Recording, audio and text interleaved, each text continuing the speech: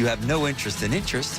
And the 2026 Wrangler Sport S is only $299 a month. Keep your cash for the holiday cheer and sign and drive a new Wrangler for only $299.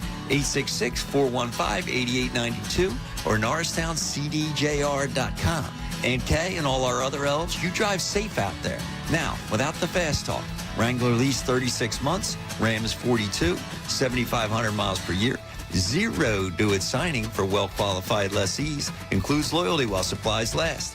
Tax, license, and $477 doc fee additional. Offer expires 1/2/26. If you're one of the millions of Americans behind on your taxes, if you're afraid to open your mail because IRS collection letters could be coming, listen carefully. The IRS is cracking down, taking paychecks, freezing bank accounts, revoking passports. That's a fact. But here's what most people don't know. There are official tax relief programs designed to help struggling taxpayers. Programs that could save you thousands if you qualify. No one knows these programs better than the experts at Optima Tax Relief. Optima's award-winning team will fight to protect your paycheck, your passport, and your property. Their tax attorneys and licensed tax professionals will work tirelessly to get you the best deal possible with the IRS. Every day, penalties.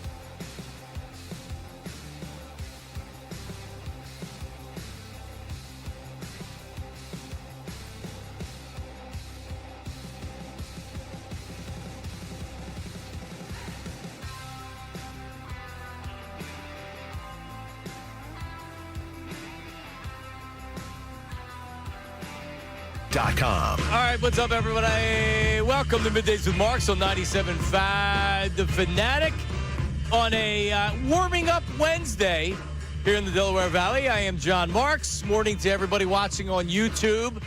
I'm trying to get us to 30,000 subscribers. We're a couple hundred short on YouTube. Follow, subscribe, comment, like, smash the subscribe button, because so many people watch us on YouTube every day. So good morning to everybody watching us on YouTube. It's a great way to watch us live, to get involved in the chat. And also, if you don't get a chance to watch us live, you can go back and watch us on demand whenever. It's the same link. So check us out. As we say good morning, Ray Dunn is not producing today. We say good morning to Brandon Dutz, our YouTube producer, who is now behind the board today. What's up, Dutz? Morning, Johnny. How are we feeling today? Feeling great. As we welcome in the number 2 chair today, the pride of Oaks, Pennsylvania, voted most likely to be a play-by-play announcer by his high school, Raymond Dunn. Hi, Ray. I really wish they put that in the yearbook. It would have been a really easy way for me to win. What did you get voted? I didn't get anything. I got nothing. Absolutely nothing. You just my picture. Oh, most Ray voted went to here. get a wedgie by a bully? No? No. All right. Well, listen, we have a fun show today. A lot to talk about. I noticed. Obviously, we'll get into the Eagles, and we've beaten the Eagles to death, and they're playing the Commanders without Daniels, and they need one more win to clinch the NFC East. We'll get into plenty of Eagles conversation today. But Dave Dombrowski's comments yesterday, listen, we're pretty sharp baseball minds on the show, Ray. I think when they signed Garcia, our initial takeaway was, so they're done. So this is it. This is what their outfield's going to look like. Yep.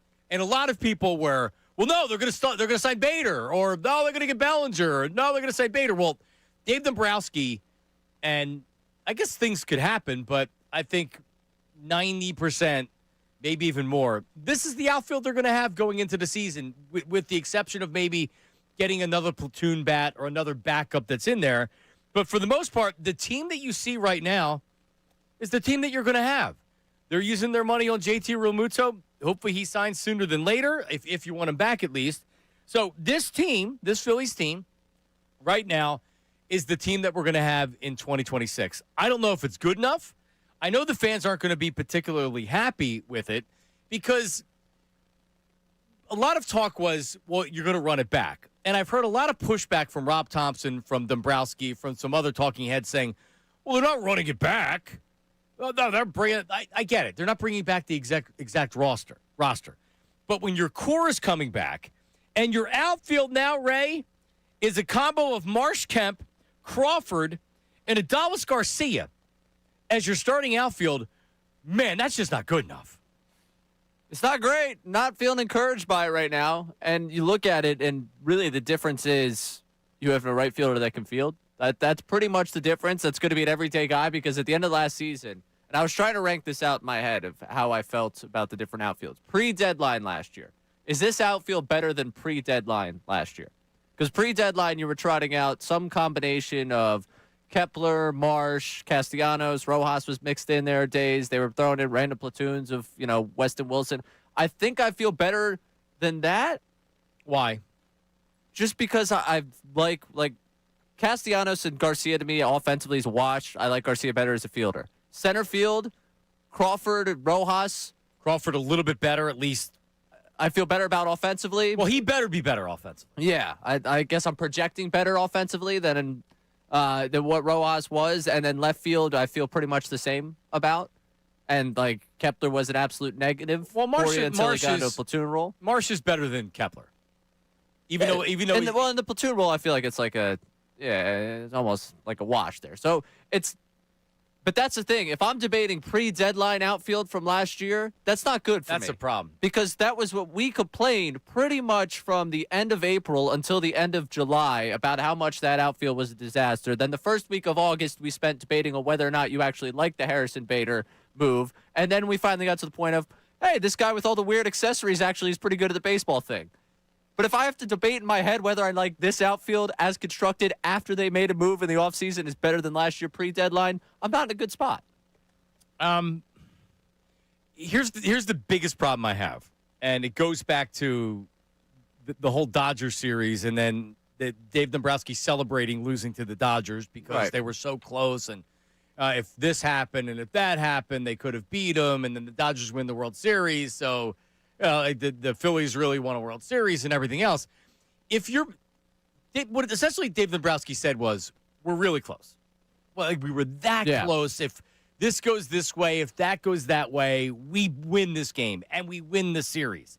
So if you're that close, and this isn't a shot at John Middleton, they have a $300 million payroll. Yeah. Right. So I'm not going to anybody that wants to rip the owner. That's insane. But this is on Dave Dombrowski. This is roster construction. And he's painted himself into a corner where there's not a lot that you can do. And what they've decided to do is to run it back. We can pretend that they're not running it back by re-signing Kyle Schwarber, by re-signing JT Realmuto, and not really having any other moves. You're essentially running it back. So if you're that close to winning, instead of being content with it, which to me is what Dave Dombrowski sounded like, where he was like, man, we're this close, so we're not going to tear it apart. We're going to try to win again next year. Have you built a better team? If you're that close, isn't the goal, man, we got to get better? How do we get better? What are we going to do to get better? What do we have to do to where we don't lose to the Dodgers and we get over the hump? That's bringing out an outfield of Kemp, Marsh, Crawford, and Garcia. Oh, by the way, Garcia, everybody's, like you had said, it's a wash and he's better defensively. Well, how did Castellanos do offensively? Good. He sucked. He was in a platoon by the end of the season. That's why he's not going to be here. By the way, Garcia has the chance to be worse. He was worse last year. Yeah. And he's had brighter moments recently as far as power and things like that. The last 2 seasons, Garcia was bad. Yep. Not good, he was bad. So you're bringing in an outfielder for the last 2 years, had an on-base percentage less than 300, is the biggest free swinger on the team, has the worst plate approach on the team, and he's supposed to be your big offseason acquisition? I mean, hey, Dave, I'm sorry, but if you were that close, the idea should be, how do we get better? I don't see them better. We don't know when Zach Wheeler's going to be back. This is still a playoff team, Ray. They're still going to win games. They have a great rotation. They have a good bullpen. This is still a good team. If you're trying to get over the hump and beat the Dodgers and get to the World Series, you trotting this outfield out like this is not a good idea. I heard the morning guys going about the idea of wake me up in October. Dombrowski's roster construction, especially when it comes to the outfield and the bullpen, is wake me up in July. That's pretty much what it is. That's what we become here. That he looks at the offseason and he throws a dart at the dartboard. Last year he threw 2 of them. 2 considerable darts at the dartboard. Kepler and Romano. He hit someone in the eye on the other side of the bar at the dartboard when it came to Romano. And with Kepler, it ended up working out because they made a move that made him a platoon guy, and that worked out for him at the end. But it really didn't work out for most of the season. That's what his offseason plan is at this point. It's wake me up in July, because if these dart throws don't work out, I'll try and correct it later on. I don't really have the payroll to go make a significant upgrade. It's a very, very annoying thing to watch play out as a fan of a team, as someone that wants to support a team and wants to get that like kind of needle moving acquisition, because that's not there. They haven't done it. It's great to bring back Schwarber. I was in favor of bringing back Schwarber. Losing that offensive production, I think, would have been just catastrophic to this lineup. But what else they could do for this team in this offseason, they don't seem to believe that they have the money to go out and do it, or they have the ability to go out and spend that money. And it comes back to a couple of bad signings. I mean, right now you're spending $30 million in right field, whether you like it or not. I don't think anyone's taking Castellanos off your hands. You made it very obvious that if you want Castellanos, he will be available to you in February if you don't trade for him in December. For a penny on the dollar. Right. You could just invite him to camp, and he's already going to have $20 million banked for this year from the Phillies. You're spending $30 million in right field, and you have a guy that had a sub-700 OPS last year playing right field for you. Like, that's where we're at. That's where we're at because of that signing. I know there's people out there that are freaking out, too, about, like, the back end of the rotation. $18 million was committed to Taijuan Walker per season. Which they're still paying. Which they will pay this year. Like, that, and he will be here, and he was better last season, so I don't want to totally pile on, but $38 million worth of money that could have been spent. Like, everyone, I see the Bregman, Bichette, let's go get that guy. Yeah, it's a great idea to go get those guys. Where is the money? Like, well, they're not getting them. Right. Let's be realistic. But if Bregman won $40 million, there's the money that was spent that's not available to you right now because you swung and missed at 2 signings that you thought were going to be difference makers. Taijuan's thrown how many pitches for you in the postseason? Not a lot. I think you got in the Dodgers series in this game they won, right? That's it. That's all he's done. At this point, you're just happy that he's able to be a positive contributor. Right. Because you know he's not living up to that. Yeah, he's helping you get through the 162. But you left out a big name when it comes to a big salary for a lot of years. Uh-huh. And his name rhymes with Aaron Nola. Yeah. It's Aaron Nola. And this is where you can blame ownership, because I don't believe Dave Dombrowski, in his right, if he's in his right mind, he would never sign him to that contract. And I'm not going to say that I told you so, but I did. It's a bad idea to throw a guy, to sign a guy making that much money for that many years, whose stuff was deteriorating. And the reason why a lot of people gave the canned response of, oh, well, at least at the very least, this guy, he chews up innings. He's going to give you innings. He's going to give you 5 or 6 every time out. You know what comes with that? He's throwing a lot of bullets with that shoulder. And as you get into your 30s, guess what? You're not the same pitcher. I think ultimately Aaron Nola bounces back and has a better year than he did last year. He better. Otherwise, he's not going to be in the rotation. What are you looking at? Normally, for his type of production, that's a couple $1 million a year that you're paying that pitcher. As it stands, for all the people that are out there yelling they want Ranger Suarez back, well, there's your Ranger Suarez right there. His name's Aaron Nola. The reason why you're not bringing Ranger Suarez back, or you can't bring Ranger Suarez back, is because you have Aaron Nola signed up. Would it have been a priority for them to bring back Ranger this offseason if they had the money to go about doing it? Like, would they have addressed the lineup or Ranger anyway? It's a great topic.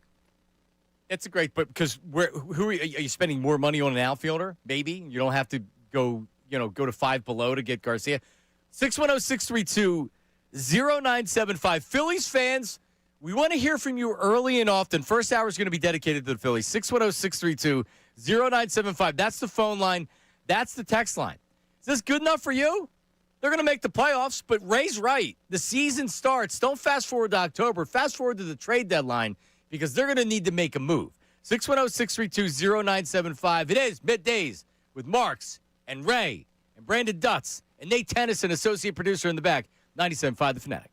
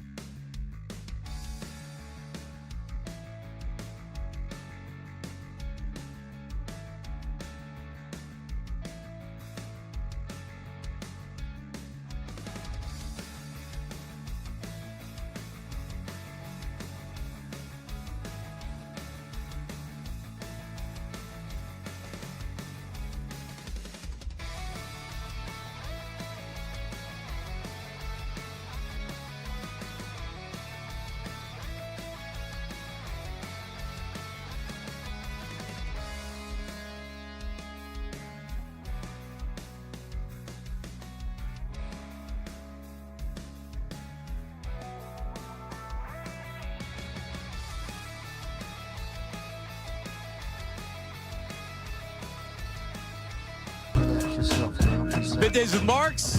Got Marks, Ray Dunn. 97.5 The Fanatic. Coming up, Dave Dombrowski. Let's play it right now. So, Dombrowski speaking yesterday. When you make your signing, you got to speak to the media. And Dave's very good about doing that. He doesn't hide. No, he actually talks too much.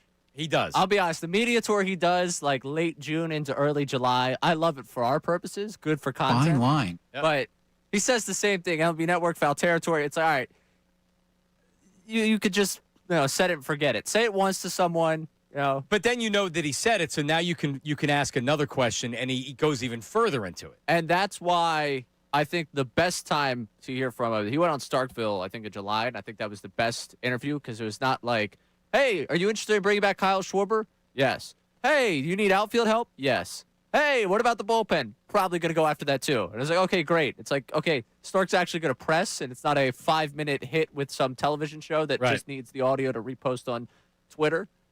But, I digress. That's more of a media problem than a Dombrowski problem. Here's Dave Dombrowski talking about do they need any other moves or are they going to do anything else? Here's Dave. I don't have a real big need. I guess we look for, arms in the bullpen, but we're also, we've got 5 solid guys out there that are of veteran status.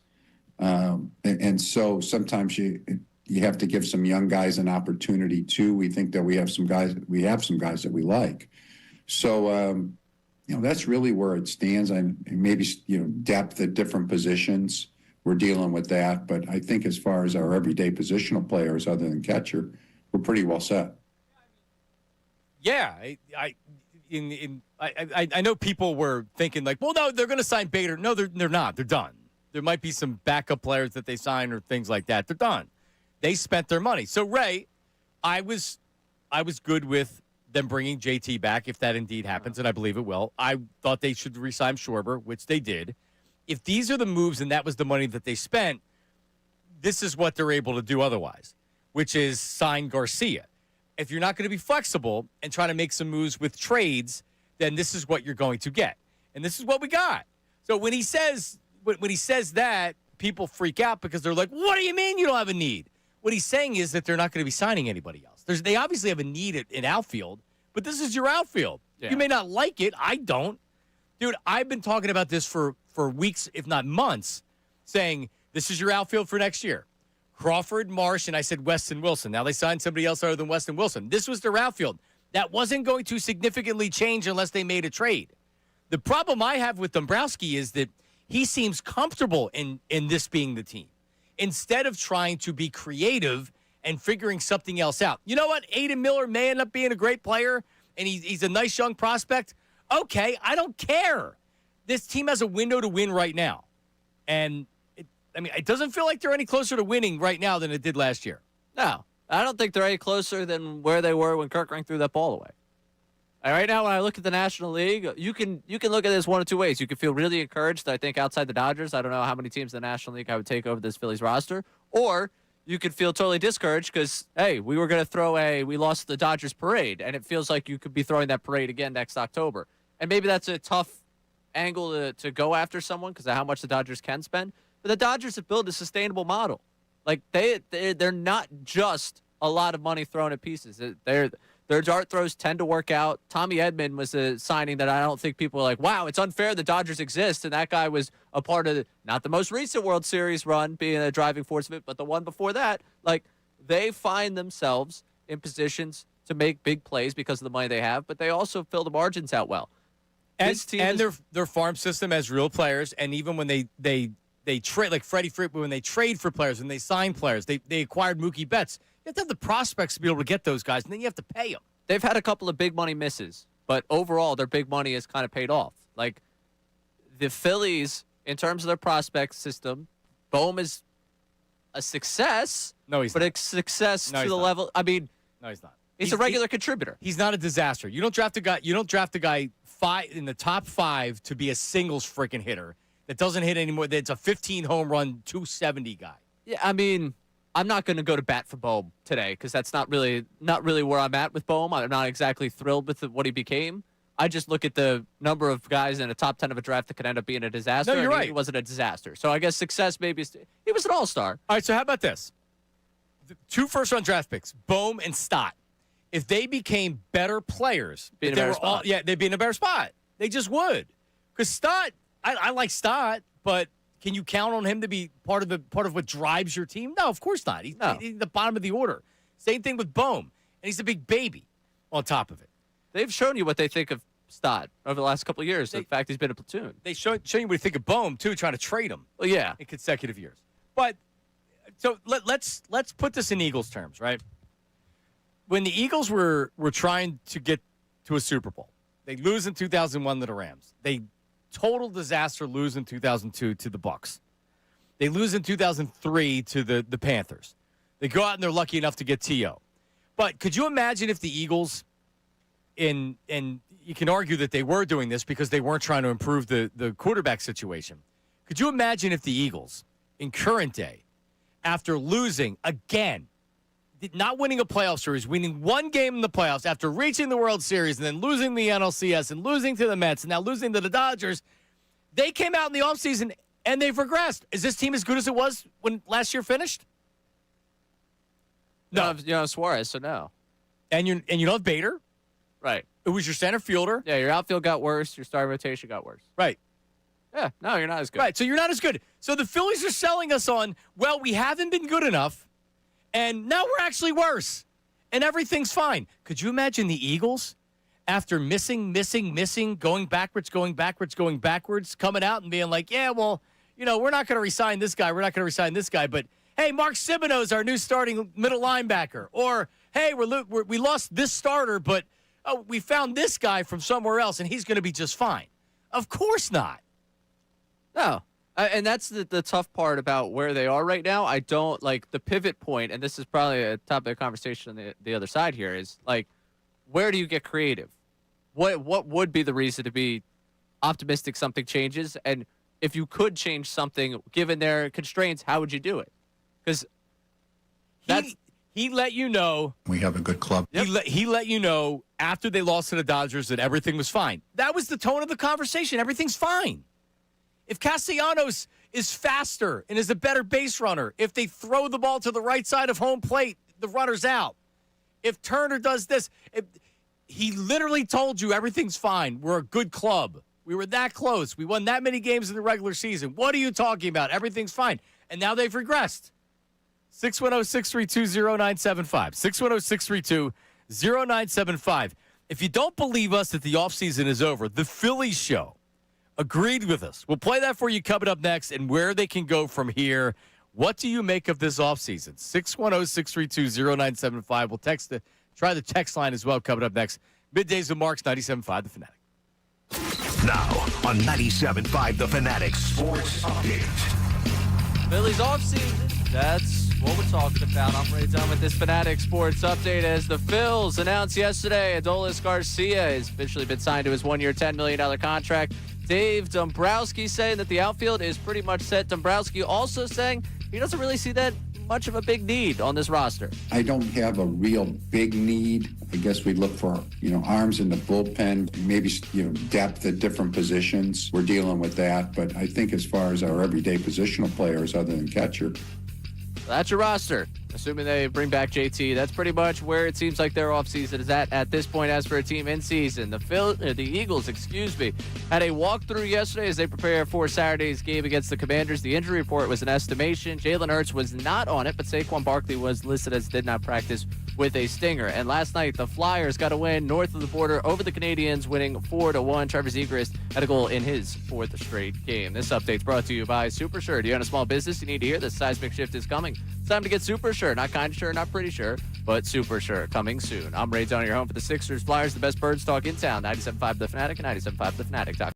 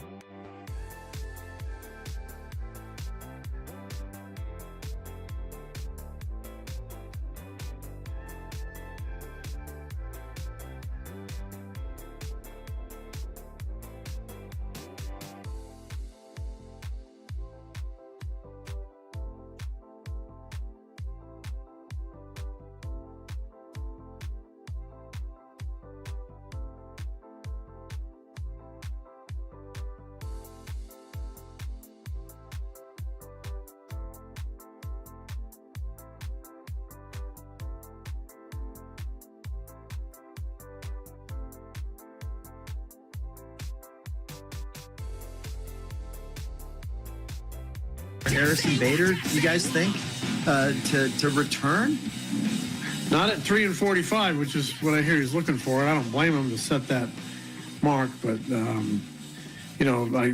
I think their major expenditure the rest of the way here is JT. Not sure what they would have left for Harrison Bader, which this looks to me like they've acquired their outfielder, and they're going to go forward with Crawford or Marsh in center field, and one of them left, one of them in center, and that's going to be your outfield. All right, that's Jim Salisbury. Todd Zalecki asking the question. Jim Salisbury. Ruben was also there looking at him. Ruben's like, I'd be spending $100 million more. What are you doing with this money? Yeah, that's the thing. Phillies have a $300 million payroll. Yeah. Oh, I think you can blame John Middleton maybe for the Aaron Nola signing. I'll always believe that was an organizational type thing. I can't imagine Dave Dombrowski in his right mind would give him 7 years, Aaron Nola. But it's a guy that gave Taijuan Walker 4 years, $72 million. Okay. And Taijuan kind of fits in he takes the ball. He does. That one baffled me just because every year in the second half, he becomes a different pitcher. He was the epitome of maybe he'll make an all-star game in the first half of the season, and in the second half he'll have a 5 ERA. That's who he was through his entire career. Like Dave also traded for from the Marlins, the left-handed starter. Sorry, Luzardo. Yeah, Luzardo, which was a very good trade. Yeah. It's not that Dombrowski hasn't had good trades. He has. Chris Sanchez was actually by the previous administration. Then they signed him. He's making no money for. Well, yeah, a long the time. extension was just highway robbery. Right. And also part of the reason why you're not talking about Ranger Suarez right now, because they were like, yeah, this lefty throws hard. We like him. We're going to lock him up long term. We don't need that soft throwing lefty that's been around for a long time. But hey, it's okay. I wonder what the text board has to say about this. I don't see really anybody happy with what the Phillies are doing right now. Like, did this become an offseason where they almost had to make a move to make a move? And I'm talking about Bohm. We know that you're not going to get last year you overvalued him. Fine.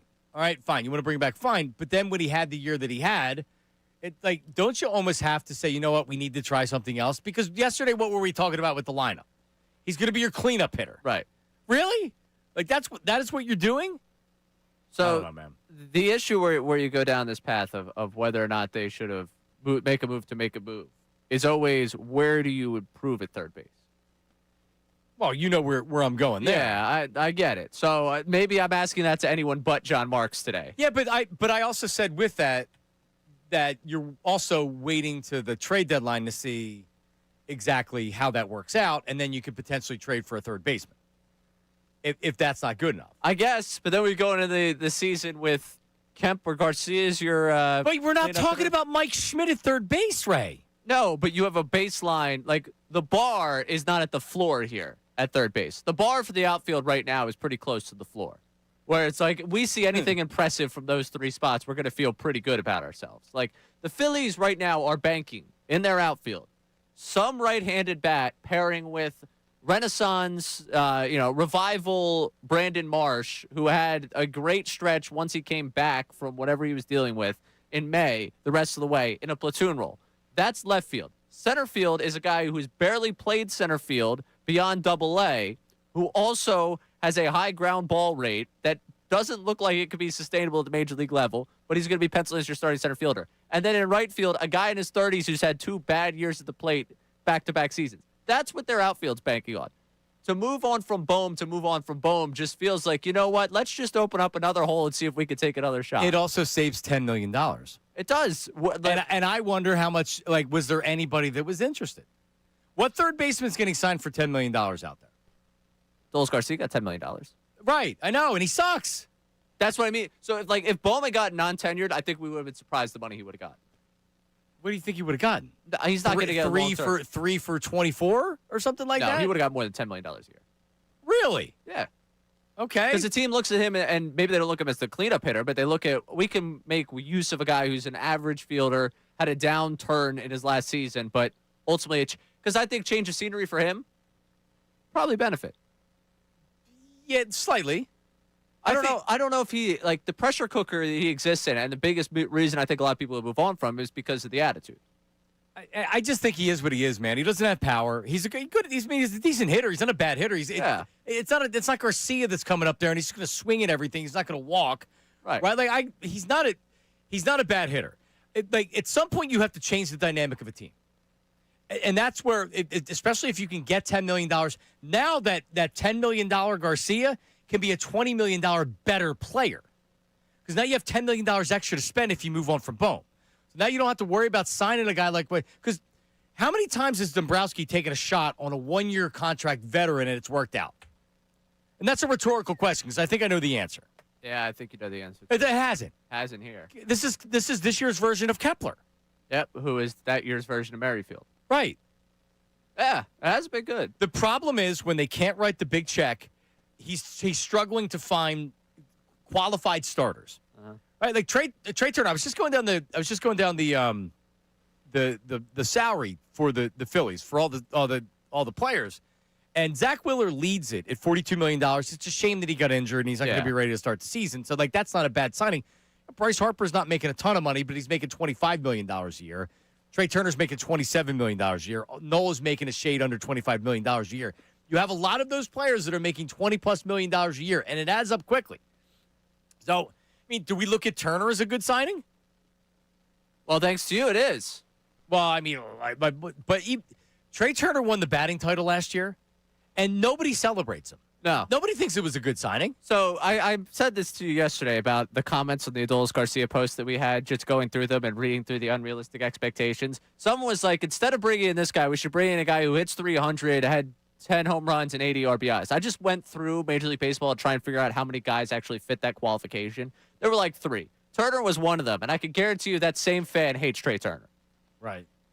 Like, they asked Turner to do something. Turner did it well. It's a shame, honestly, they got hurt late in the season. Because the big what if we all want to go down the fine line and the good club conversation, is like Fine line. healthy Bader, healthy Turner. But that's also the player Bader is. He Right. has an injury history. No one should be surprised that he got injured there. But if Turner is able to have more punch on offense, to where your big 3 aren't giving you pretty much 0, does it change it? I'm tired of the what ifs with this. With this team. But it feels like we're going to be hanging the what if banner. We have a good club.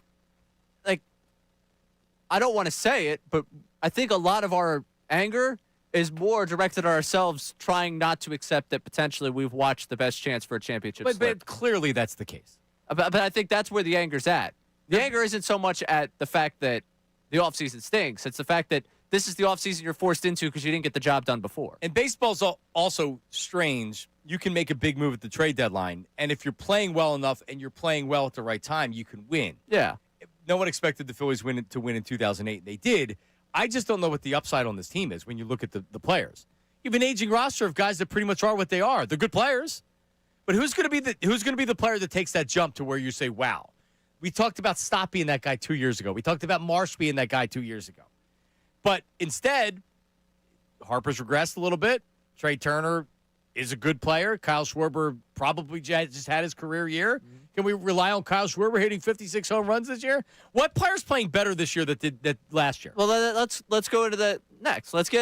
Instead of harping on what we hate, let's look at what we can actually point to say why there's upside for this team.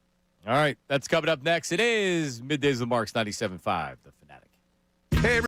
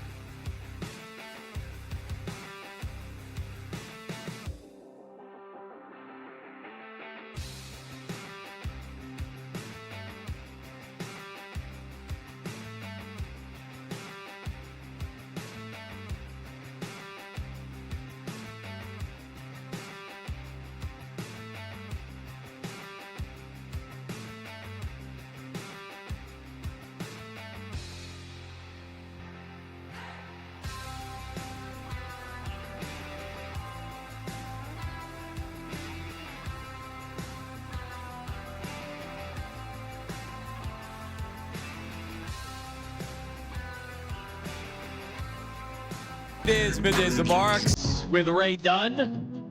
Brandon Dutz is producing today. Our associate producer, Nate Tennyson, sends us this. Flyers forward Tyson Forrester underwent successful surgery on his arm. Going to be out 5 months. Not great. So, Ray, you're going to have to fill me in. He's been hurt. He's been hurt. Well, I mean, he's been out now since it was Pittsburgh because he scored the only goal in that game, and then he was out. Because I just went back to look exactly when he was at December. But he was off to a great start to the season. I mean, he was cooking there for a while for them. I thought for the start that he had and the start that Zegras had, I was like, all right, they got a couple of guys that are really. Zegras a good game again last night. Big win for the Flyers last night. We're talking about a team that might have the juice. Might have the juice to get to the postseason. We might be talking about some playoff hockey. Sure looks like it right now. My New Year's resolution, man. Pucked up. Podcast coming to you. Watch more hockey. Yeah. All right. I'm in. We're doing the podcast in the new year. Pucked up with Ray. Well, who are you going to do it with? You can't do a solo podcast. We're going to rotate hosts until we find one that makes sense. How about you and Colorillo doing it? Oh, no, come on. That'd be awesome.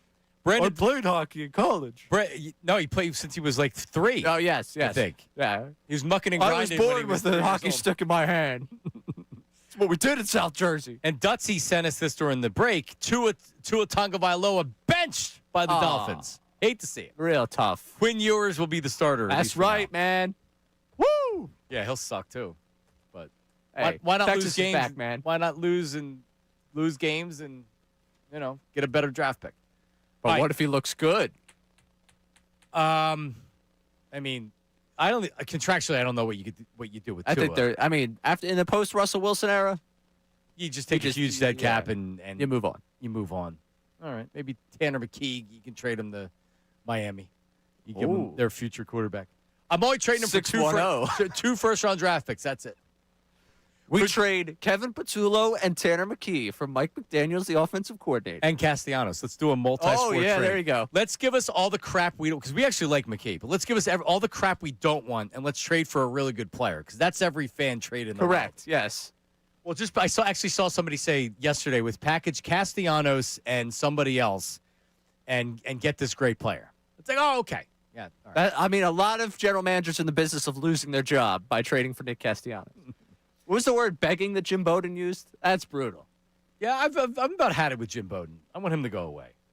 What? He sucks. The Pirates thing was. Did you see that? I did. If you're a Pirates fan, trade yourself to Dodgers fandom. Right. Because that's how fandom works. Yes. Guy that clearly understands fandom. Yes. Yeah. Let me just become a Dodger fan. Yeah. Yep. Why not a Phillies fan? You can at least drive across state. As bad as it is to be a Pirates fan, I would probably cynically love the fact it was cheap tickets at that ballpark.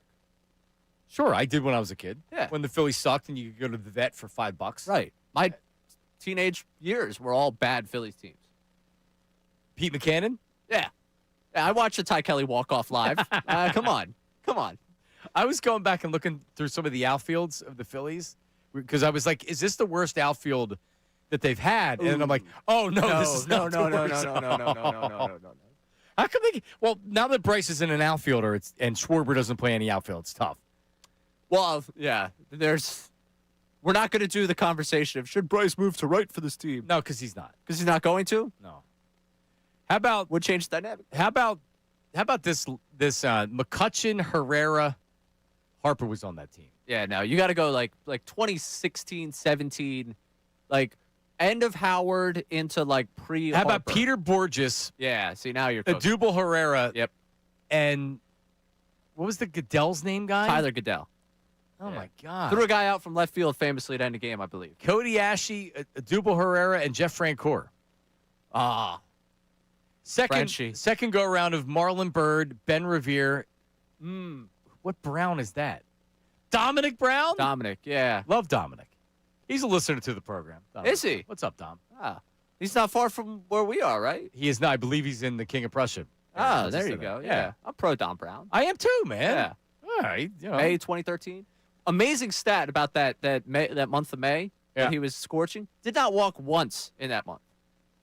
He was just smoking. He was seeing fastballs and smoking the ball. Matt Vierling, of course. Matty Carshields. Yeah. Actually carved out a nice role for himself at Detroit. Yeah. He has a career, for sure. Would the Phillies have a ring if they kept 6 foot now?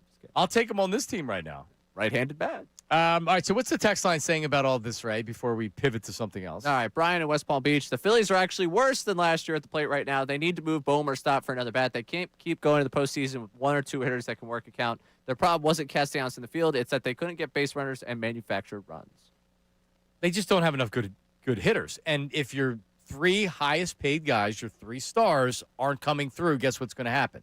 Now you're relying on part-time players, role players, and average starters, and they haven't gotten it done either.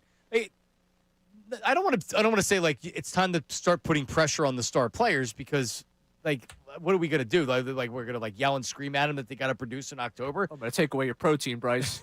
But they have to start producing in October.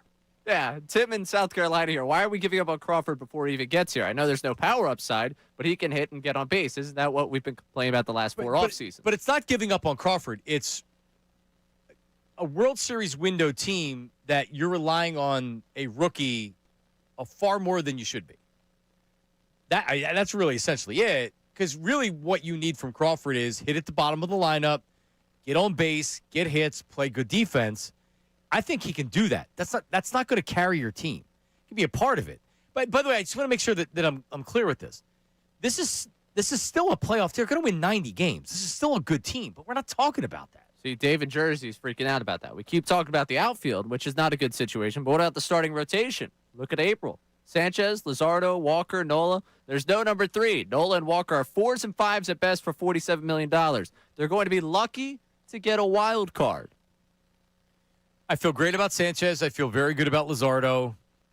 Aaron Nola as a 4th or a 5th starter is fine. Because that's what he is. I mean, Aaron Nola. I hope he's fine. Aaron Nola as a 3 to open up their season is not going to be a bad thing. Oh, I don't think that's a good thing. I have a hard time believing he's going to be a 6 ERA guy the way he was a year ago. And I already said it. I expect him to bounce back. But what are we talking about? Aaron Nola from 2022? No. Or Aaron Nola not a 6 ERA, a 4 ERA? He was a Cy Young finalist, I believe, my senior year in high school. I think we can all move on from that. Like, that version of Aaron Nola's in the past. That means Dutz was like 10 years old. He's barely 16. Yeah, I was going to say, Dutz. Our producer. And I'm trying not to be too negative on Nola because I've been accused of being NON negative on Nola. No. But I called him this rotation's version of Joe Blanton last year. And you had that reaction because you don't remember what Joe Blanton was. Joe Blanton was 6 innings, 3 runs. He was a 4.5 ERA. Yeah. On the 2008 team, and then he went and he was on with the Stars. He was on with the Aces. Right. And he was the 5th starter. My point wasn't that Nola sucked because Blanton was actually a better pitcher than people give him credit for. It was this that in this rotation, he is Joe Blanton. He was actually worse. And I expected him to bounce back. But at this point, your expectation for Aaron Nola is, I hope he pitches well enough to stay in the rotation. Honestly, that's my expectation. Well, 6 innings, 3 runs, quality start guy. Like, which the quality start's ridiculous, but I don't need to get into that. That would be. I'm cool if he comes back and that's what we're getting from like most of the season. Like I don't think I have any notion of the 1A 1B Wheeler Nola thing being a thing anymore. We're up against the break, but quickly, and Dutch, you can get involved in this too. Who on this team has you can expect or you're looking for a better year than last year on this team? Well, Nola's right there. Okay, Nola's He needs fine. to be for this rotation. Right, that's fine. Better year than Harper. Okay. I mean, you're talking about putting pressure on a star player. Okay. You heard Dombrowski's comments. It's not that you need the motivation. It's just that you need the truth. Good answer. And the postseason. Like, he's been a great postseason player for his career, but I would take a better postseason appearance in the 4 games we saw. Who, Dutz? Who are you saying, like, you know what, this player's going to be better this year, and that's going to help the Phillies? You know, I hope Bryson Stott. I know a lot of people wanted that jump last year, but at the bottom of the lineup, I think you need the bat, no? How weak it is out there? Yeah, you need it, but aren't we past that as well? Ray? Aren't we done with the Stott's going to take this next step, and he's going to be – isn't Stott just kind of is what he is? Yeah. 260, 12 home runs. Fortunately, 15 home runs. I think another answer I think you could say Adolis Garcia could be better. I think that maybe the crowd changes scenery, getting in a more hitter-friendly ballpark than Texas. That could be one. I'm not saying he's going to have an all-star caliber year, but I mean, better than what he was last year. There is something, too, because there's only been one good hitter in Texas the last 2 years. I don't know what's in the air down there. I don't know if they actually have a bad hitting coach like that. That could be the thing for Garcia. It's been Seager and crap for that team the last 2 years. They did fire their hitting coach last year, too, in the middle of the year. They called him an offensive coordinator, didn't they? That's a mistake. There it is. That's it. They disrespected our great game. Our national pastime, they started calling offensive coordinators. There's no Marsh that's going to, like, Marsh is what he is. Stott is what he is. Trey Turner, you expect a big. Bryce Harper's the best answer of the bunch. Yeah. You need to see the MVP type Harper, not the Harper we saw last year. Because as we know with Dave Dombrowski, it was not, Dave Dombrowski doesn't think that he's going to be better. That's for sure. Dave's like, yeah, you're like 37-year-old Freddie Freeman at this point, man. We have a good club. It's so mean to, like, Freddie Freeman takes a ricochet shot there. Like, why you got to go after Freddie Freeman? By the way, who I just watched hit home runs in the World Series, Yeah. Dave. Yeah. Well, that's the thing. Harper's not paid to be your Freddie Freeman. Harper's paid to be Bryce Harper. and to be. Otani's a tough comparison because Otani's the best in the sport, but he's paid to be your league guy the way Otani's the league guy. For that He's team. paid to be your best player. All right, coming up, we're going to pivot here to the Eagles because Hard Knocks has given us some pretty good stuff, some insight and some inside on Jalen Hurts. What is his relationship with Nick Sirianni? We got a little peek, and I think it's very, very positive. We'll play that for you. We'll talk about it coming up next. Middays with Marks, 97.5 The Fanatic. All right, let's talk about it. Live betting on the BetParks app. If you don't know this, if you go to my social media, 4 days a week I put my BetParks pick of the day out there. So you know I'm following along in the BetParks app. But when you live bet on the BetParks app, you're live betting pro football, college football bowl games, the playoffs coming up, and more. There's always another way to win on the BetParks online casino and sportsbook app. The only app I would ever recommend. They have your favorite casino games, too, right on your phone. You can play blackjack, craps, roulette, hundreds of online slots like Huff and Puff, Cash Eruption, Tree Wishes, Cleopatra, and more. And bet all your favorite college sports. Bet player performances in college and pro football and more. So join me on the BetParks app and live bet any game. By the way, new users, check this out. Up to $1,000 casino bonus back if you're down in the first 24 hours. BetParks.com has all the details. Whether your team scores or not, there's always another way to win on the BetParks online casino and sportsbook app. You must be 21 and in PA, New Jersey, or Michigan. Gambling problem. Call 1-800-GAMBLER.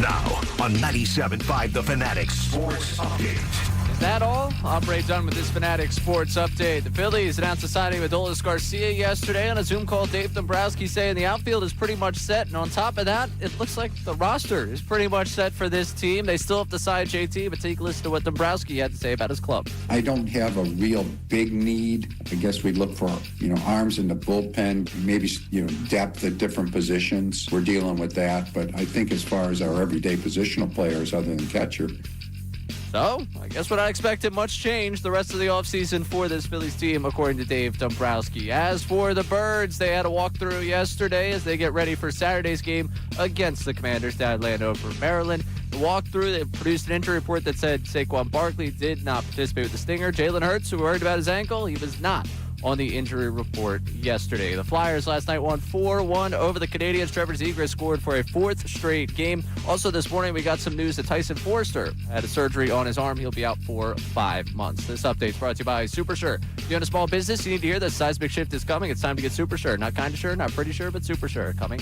soon. I'm Ray Dunn, your home for the Sixers, Flyers, the best Birds talk in town. 97.5 The Fanatic, 97.5thefanatic.com.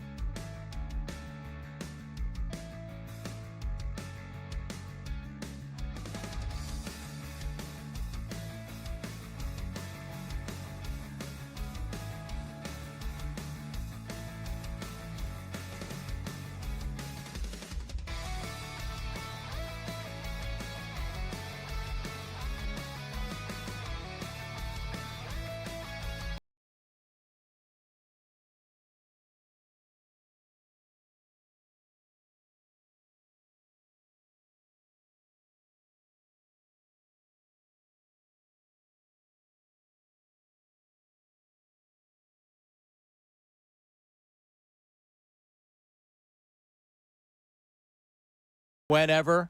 I went back last night when I was doing dishes, and I watched the what did I watch? When we did the Waymo segment. I wanted because it was good. And then I watched the YouTube chat recap from to the end of the show. So I went back and I picked and chose some spots, and I was watching it on my phone while I was doing dishes last night. I went back yesterday, and I'm not usually a return to watch, but after you said you got an email about saying that I should be single for the rest of my life so that it gives us good content, I did went back, and I still come back with the same purpose and the same reflection on that. It's not so much that I should be single. It's your use of the word happy that had me concerned. I don't want Ray to be happy. I do want you to be happy. No, it's okay. I want you to be happy being single and crazy. Like if Dutz came to me right now and said I'm getting married, I'd say, all right, like, all right, you're a little young for it, but as long as A little young. 21's a little young. Yeah, a little bit. Yeah, I thought that's a lot young. It's no? more a little. Okay, little bit. It is. you're a lot young for a lot of things, honestly. Yes, you are. But if you met the love of your life and you were happy, I would obviously be fine with it. What I'm saying is, before you've actually met that person, don't meet that person. That's I don't really think you control that, do you? No, I don't know. I don't control it, but I'm just saying it's better. It's better for you professionally, and it's better for the show professionally too. I don't need you there yet. You'll get there. Yeah, I mean, I definitely think it's better for the show. Yeah, I need young, crazy Ray. I've been way more entertaining as a single man than I was as a relationship guy. Brandon, he'll be boring. He will be. I'm not like I can tell all the relationship stories. Yeah, we don't need you for that. I don't need you. Like he'll come in here looking like a puppy dog because he's fighting with his girlfriend, and then he won't be the same, and the show won't be produced as well. Now, see, that's where I draw the line because I was. Never mind. You know what? Because that happened to you before, and you were okay. Let's move on. Let's move on. Let's get back to the birds. When did this happen before? Oh, when I started here, I was in a relationship. So, yeah. And it ended poorly? It just ended. That's again, I think we should focus. Scott's here. We should get to the birds. We should get to the Eagles conversation. But they're in a meeting. They're not paying attention. Yeah. So did you, was it a mutual? It's never a mutual breakup. But it was, listen, like I said, we should probably focus on the Eagles. Who did the breaking up? It was a relationship that was dead for about 6 months there. Is that the one where you were in the fantasy football league? See, Scott, we should get it back to the birds, shouldn't we? And back to the birds. Bail me out of this one, Scott. Our program director, Scott Masteller, looking through the window. All right, well, listen, that's actually something that we can discuss on a later date. Relationship dynamics are important, especially between a head coach and a quarterback. I had the woman who punched me in the face in a domestic dispute on the air talking about the incident. Mike was cross-examining her on the incident. Yeah. So trust me, you can get a couple of questions about your ex-girlfriend. I was gonna say I don't think that's happening in this case. Now that you've become a big star, is she now like, wow, look what Ray's become? I have no idea. Oh, there's been no contact. Yeah. I'm a big believer in the no contact thing. Did you unfollow on Facebook? No. I don't. I'm not gonna be petty like that. Mute. I don't see her stuff because I don't interact with it. So eventually it just falls off the algorithm. Yeah, I wouldn't unfollow, but I would mute. Yeah. I don't see anything. So I could have been blocked for all I know. I just don't. I just have no idea. Was it you? Were you a bad boyfriend? Is that why it fell apart? Or it just didn't work? It just wasn't. Just didn't work out. Yeah. Okay. Just didn't work out. It's probably the best answer. All right. Well, there's Ray. All right. So Hard Knocks, which has been, would you say Hard Knocks has been better than you thought? I actually had on the show sheet last night before last night's Hard Knocks. Wow, remember when we were excited for Hard Knocks? Because I haven't watched the last two. I watched the first one. I got to see the clip from last night that everyone's freaking out about. I've watched parts of it. It's good? It's pretty good. I thought the first one was fine. Now, if it wasn't my team or the NFC East, I wouldn't have any interest at all, let's be honest. But a good division, maybe. Yeah. Like maybe if they did the NFC West, maybe I'd be watching. Good call. The North? Okay. North? All right, North. Well, love, obviously. NFC South? No. No, not a shot. AFC West? No. I'm not. Actually, Chiefs downfall? Chiefs downfall? Yeah, that would be fun, but we would be getting to that. Brandon Dutz is a Bronco fan, our producer today, Brandon Dutz, so he's interested in the AFC West. He's a believer. He is. Yeah. Till they lose in their first playoff game. Yeah. Oh, man. That wasn't necessary. Well, it's my opinion. Yeah. Maybe they'll win one, right? Oh, I mean, he's right-handed Steve Young. Correct. Just ask Colin Cowherd. Next week, he'll be Doug Peterson, is it? Yeah, he'll be right-handed Tim Tebow. All right, so here's last night. The dynamic of Jalen and Sirianni, which we know was not good in 2023. And I give Nick a lot of credit, and also Jalen a lot of credit, for working on that. You have not heard anything about the quarterback and the coach being an issue this year. We've heard a lot about the Eagles this year. Right. You've heard nothing about Sirianni and Jalen Hurts not being on the same page, right? Mm-hmm. All right, so this is from last night. This is the touchdown throw to A.J. Brown from the Raiders game, right? Here's last night. Hey, I know. Hey, listen, you better say great f***ing design. Hey.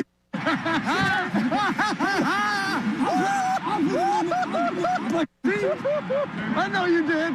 There you go. So Jalen throws the touchdown, he runs over, and that's Sirianni saying, you better say something about the great play design, the effing great play design. So how involved is the head coach in the offense? You know what it tells me? That the conversations that are happening, the motivating conversations are, here's what everybody's saying about the entire team. Jalen Hurts, you suck. You can't throw the ball. We should bench you. Kevin Patullo, Nick Sirianni, you guys are stooges when it comes to offense. You don't know how to call play designs, and you don't know how to call plays. Offensive line's not as good as it was. Like, the same thing Jason Kelce did with that speech is what I'd be doing to this team right now. It unifies them. A.J. Brown and Jalen Hurts, you hate each other. Right? Like, don't try to hide from it. And that right there, the fact that they're talking about the play design, that's not the first time that it's been brought up. It's obviously a running thing with them. That's great to see. Yeah, absolutely. I think something that stuck out to me last week when Fowler was on the morning show talked about a difference between this and 2023. No rift between the quarterback. Offense is just bad. Like, there's no rift between head coach, quarterback. And after the game, both of them said stacking wins, which is not something that, like, you know, it's a cliche. You fall on it. But it does feel like messaging-wise, I remember 2 years ago, Hurts wanted absolutely nothing to do with what Sirianni wanted to say. Him answering the question, I didn't realize Sirianni's job was in jeopardy. Like, I remember all of us reacting to that, and, like, the dynamic that offseason between the two of them. You don't get that right now. And you certainly don't get that from that clip. Like, the two of them being giddy like kids over beating the Raiders 31-0 is a great sign for the two of their relationship and the dynamic. Like, if those two are on the same page, you at least feel like the locker room is not to the point where it's so tense and broken up. I don't think it is. Yeah. I really don't. We'll talk to Tim later this week, Tim McManus later this week. It'll be curious to see what he says, like what the feeling is right now. That win will feel really good. And now they actually have, like you said, stacking wins. Now they can stack some wins.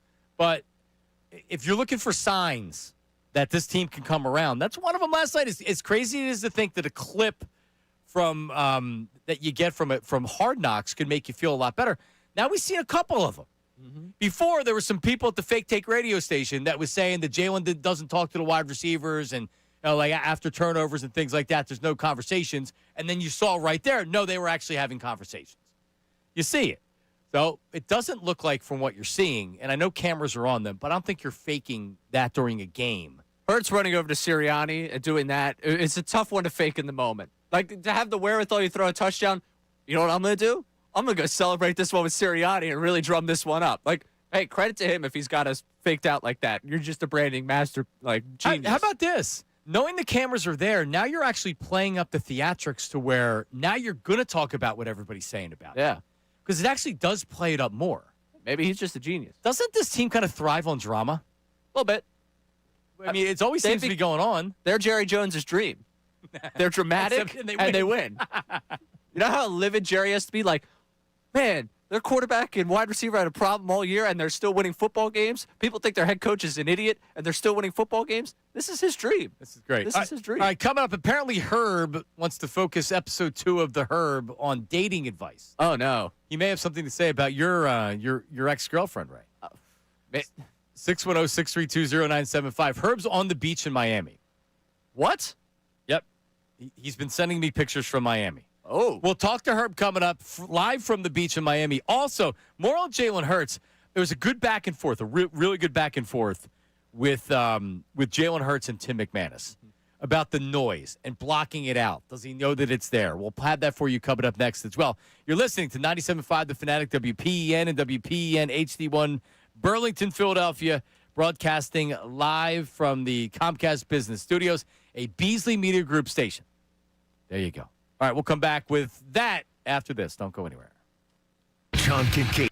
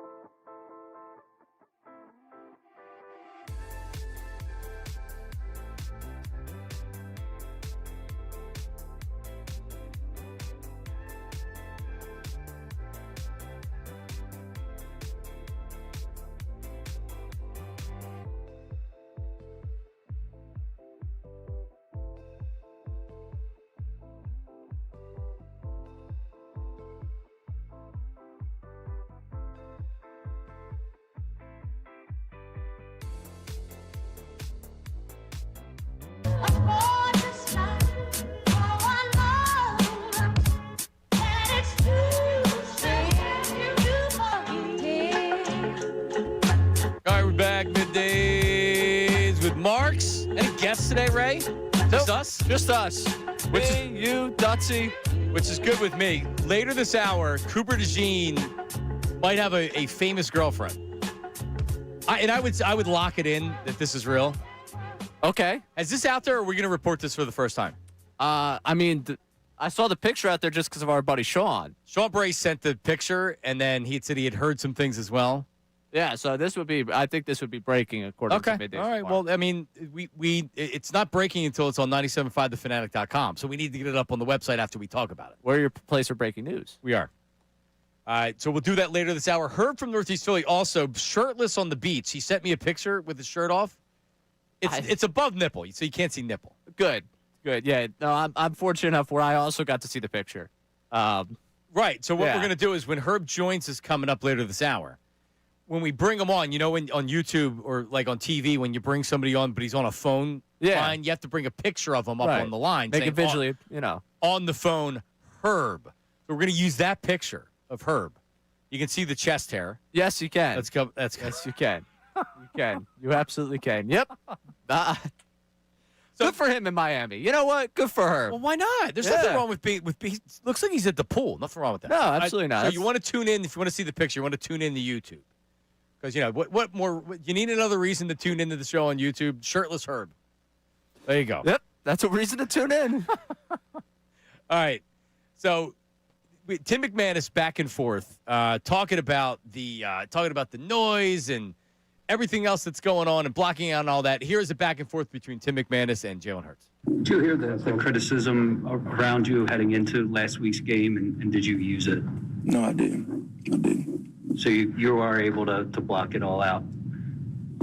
When I talked to N'Kobe afterwards, he was talking about the criticism, and he said, if I'm hearing it, then I'm betting that Jalen does too. But how do you... He'd be a broke man if we made that bet. What's that? I said he'd be a broke man if we made that bet. How are you able to do that? It's who I am. It's my focus. It's in my first rodeo. Yeah, he's been getting this criticism forever, locally and nationally. I mean, hell, I was on the radio saying they should trade for Russell Wilson and Deshaun Watson, and that he'd never be able to win in the NFL with being thrown the ball like that. And he's a Super Bowl MVP. Yeah, but you still have the same conversations about him throwing it. That's the crazy thing, is that you still wonder if he's good enough to throw it, but then he wins Super Bowls. He won. Do you believe he's able to block it out? No. I think it's impossible in this day and age to be able to totally block it out. I think he's able to repurpose it. I think he repurposes better than anyone else. That's a good line. That's a good line. I think he can block it out where it's there. You don't know the details of it. Yeah. Like you had said something with Colarulo. Colarulo, I didn't log in on my Twitter account. So Colarulo pulls a 2010 and puts out a tweet from my account. And he he messages me, and I'm like, he messages us, and he's like, you don't know? And I'm like, well, how would I? And you're like, you don't check your mention. Right, because your mentions would be where people were like, yo, man, I would see Twitter. You see people replying to it. Like, that's how I always see it when the people do it to me here. Right. Yeah, so you know when stuff happens if you're included in the same tweet as me because you obviously look at your mentions. I look at my mentions. I don't. My detriment. You know why I don't? And I'm not Jalen Hurts, and I'm not trying to say that I am, but I also know what's in my mentions. There's people out there that hate me and make me feel bad, and I hate it. I don't want to fight with them. I want to do my show, and I want to do my show, and I don't want to have to be fighting with somebody during the break because they're an a-hole and they're tweeting mean things at me, and now I'm mad and I'm fighting with them. I don't want to do that. They want to call in and fight with me. I would love to do that. Yeah, I'd love to do that. But it's just easier for me not to check the mentions. I can't get caught up in that world. So I don't believe Jalen Hurts does that. I think Jalen Hurts knows, does he know the flagship radio station is more or less trying to get him benched? He probably knows that. Does he know who in the specifics? No, I don't think that he knows that. No. They know it's out there. Yeah. And I do think he's really good at block. Like last week when he said he didn't know about the report about him not running the football being out there, I believe he had no idea about that. I would believe that he has no idea about some things that are reported about him. But I think you also have to be self-aware enough. Like, you struggle like that against the Chargers, you know there's going to be conversation about you. You know it's there. And, even if you're turning on your television, you might accidentally flip through something. Or even if you open up your phone. There might be people sending you messages of support for something. Example of this. When the press release went out that you were coming back, I got texts of people sending me, I'm so sorry you lost your job. Because people thought that I lost my job because I wasn't. And I had no idea that the press release had actually been like published. I knew that you were coming on the air. That's the how whole you thing. found out. But that's how I found it was that it was out, that we had put something out. Like, he might get the message of support. Like, I can't believe people are saying this about you, and maybe he doesn't go and actually click and look at what it was, but he knows it's out there. But then after a while, you also train people, leave me alone. Right. And it's impossible to do that with everybody. Like you, I'll get a text message and it'd be like, oh, they're killing you right now on the air. And not in a bad way. Right. And it's just like, I'm not listening. What do you think I'm not listening. You're actually alerting me to something that's going on. So, and I'm sure you get some of that. And you learn to repurpose that. Like, from our perspective of what we do, instead of, hey, they're killing you on the air right now, being mad about it, it's all right, well, how am I going to use that to get them? How am I going to use that to better where I'm at? Yeah. And I think stimulus. he's doing a much different world, much different level than us. But I think that's the way he's gotten good at just, hey, this is what they're saying. To hell with it. But focus. He also never reacts to anything. He's so good at that too. I can't think of an athlete that was able to stay off the radar and really, like, Donovan got booed in 1999 when he was drafted. It was just again, we're talking about the same fake take radio station. They did that to Donovan in 1999. They literally booed their first round draft pick in 1999 because they wanted a running back. You think about that. This is a track record of 30 years, over 25 years from the same station. So you can't even blame the host. It is what the station is. But like he never forgot that, and it bothered him. It bothered his family. It bothered his friends. It bothered people in the media to where they were still bringing it up. I'm not telling you Donovan's bringing it up. But with some people, when things like that happen, you don't forget it, and you let it bother you. It bothers Jalen, but like you had said, he uses it as motivation. How many times has he come back to the Alabama thing?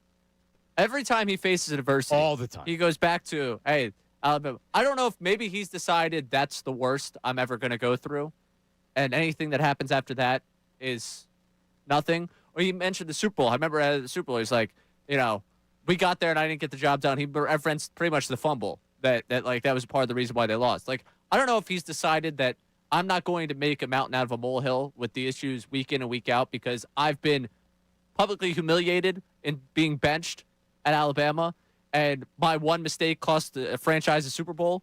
I don't care about a Chargers game on a Monday night in December. Right. But I think maybe he's probably one of the better athletes at having perspective that we always seem to lack. He just seems to have, and he has it at the perfect position in the perfect sport. This whole world lacks a lot of perspective these days. It's good to see he has it.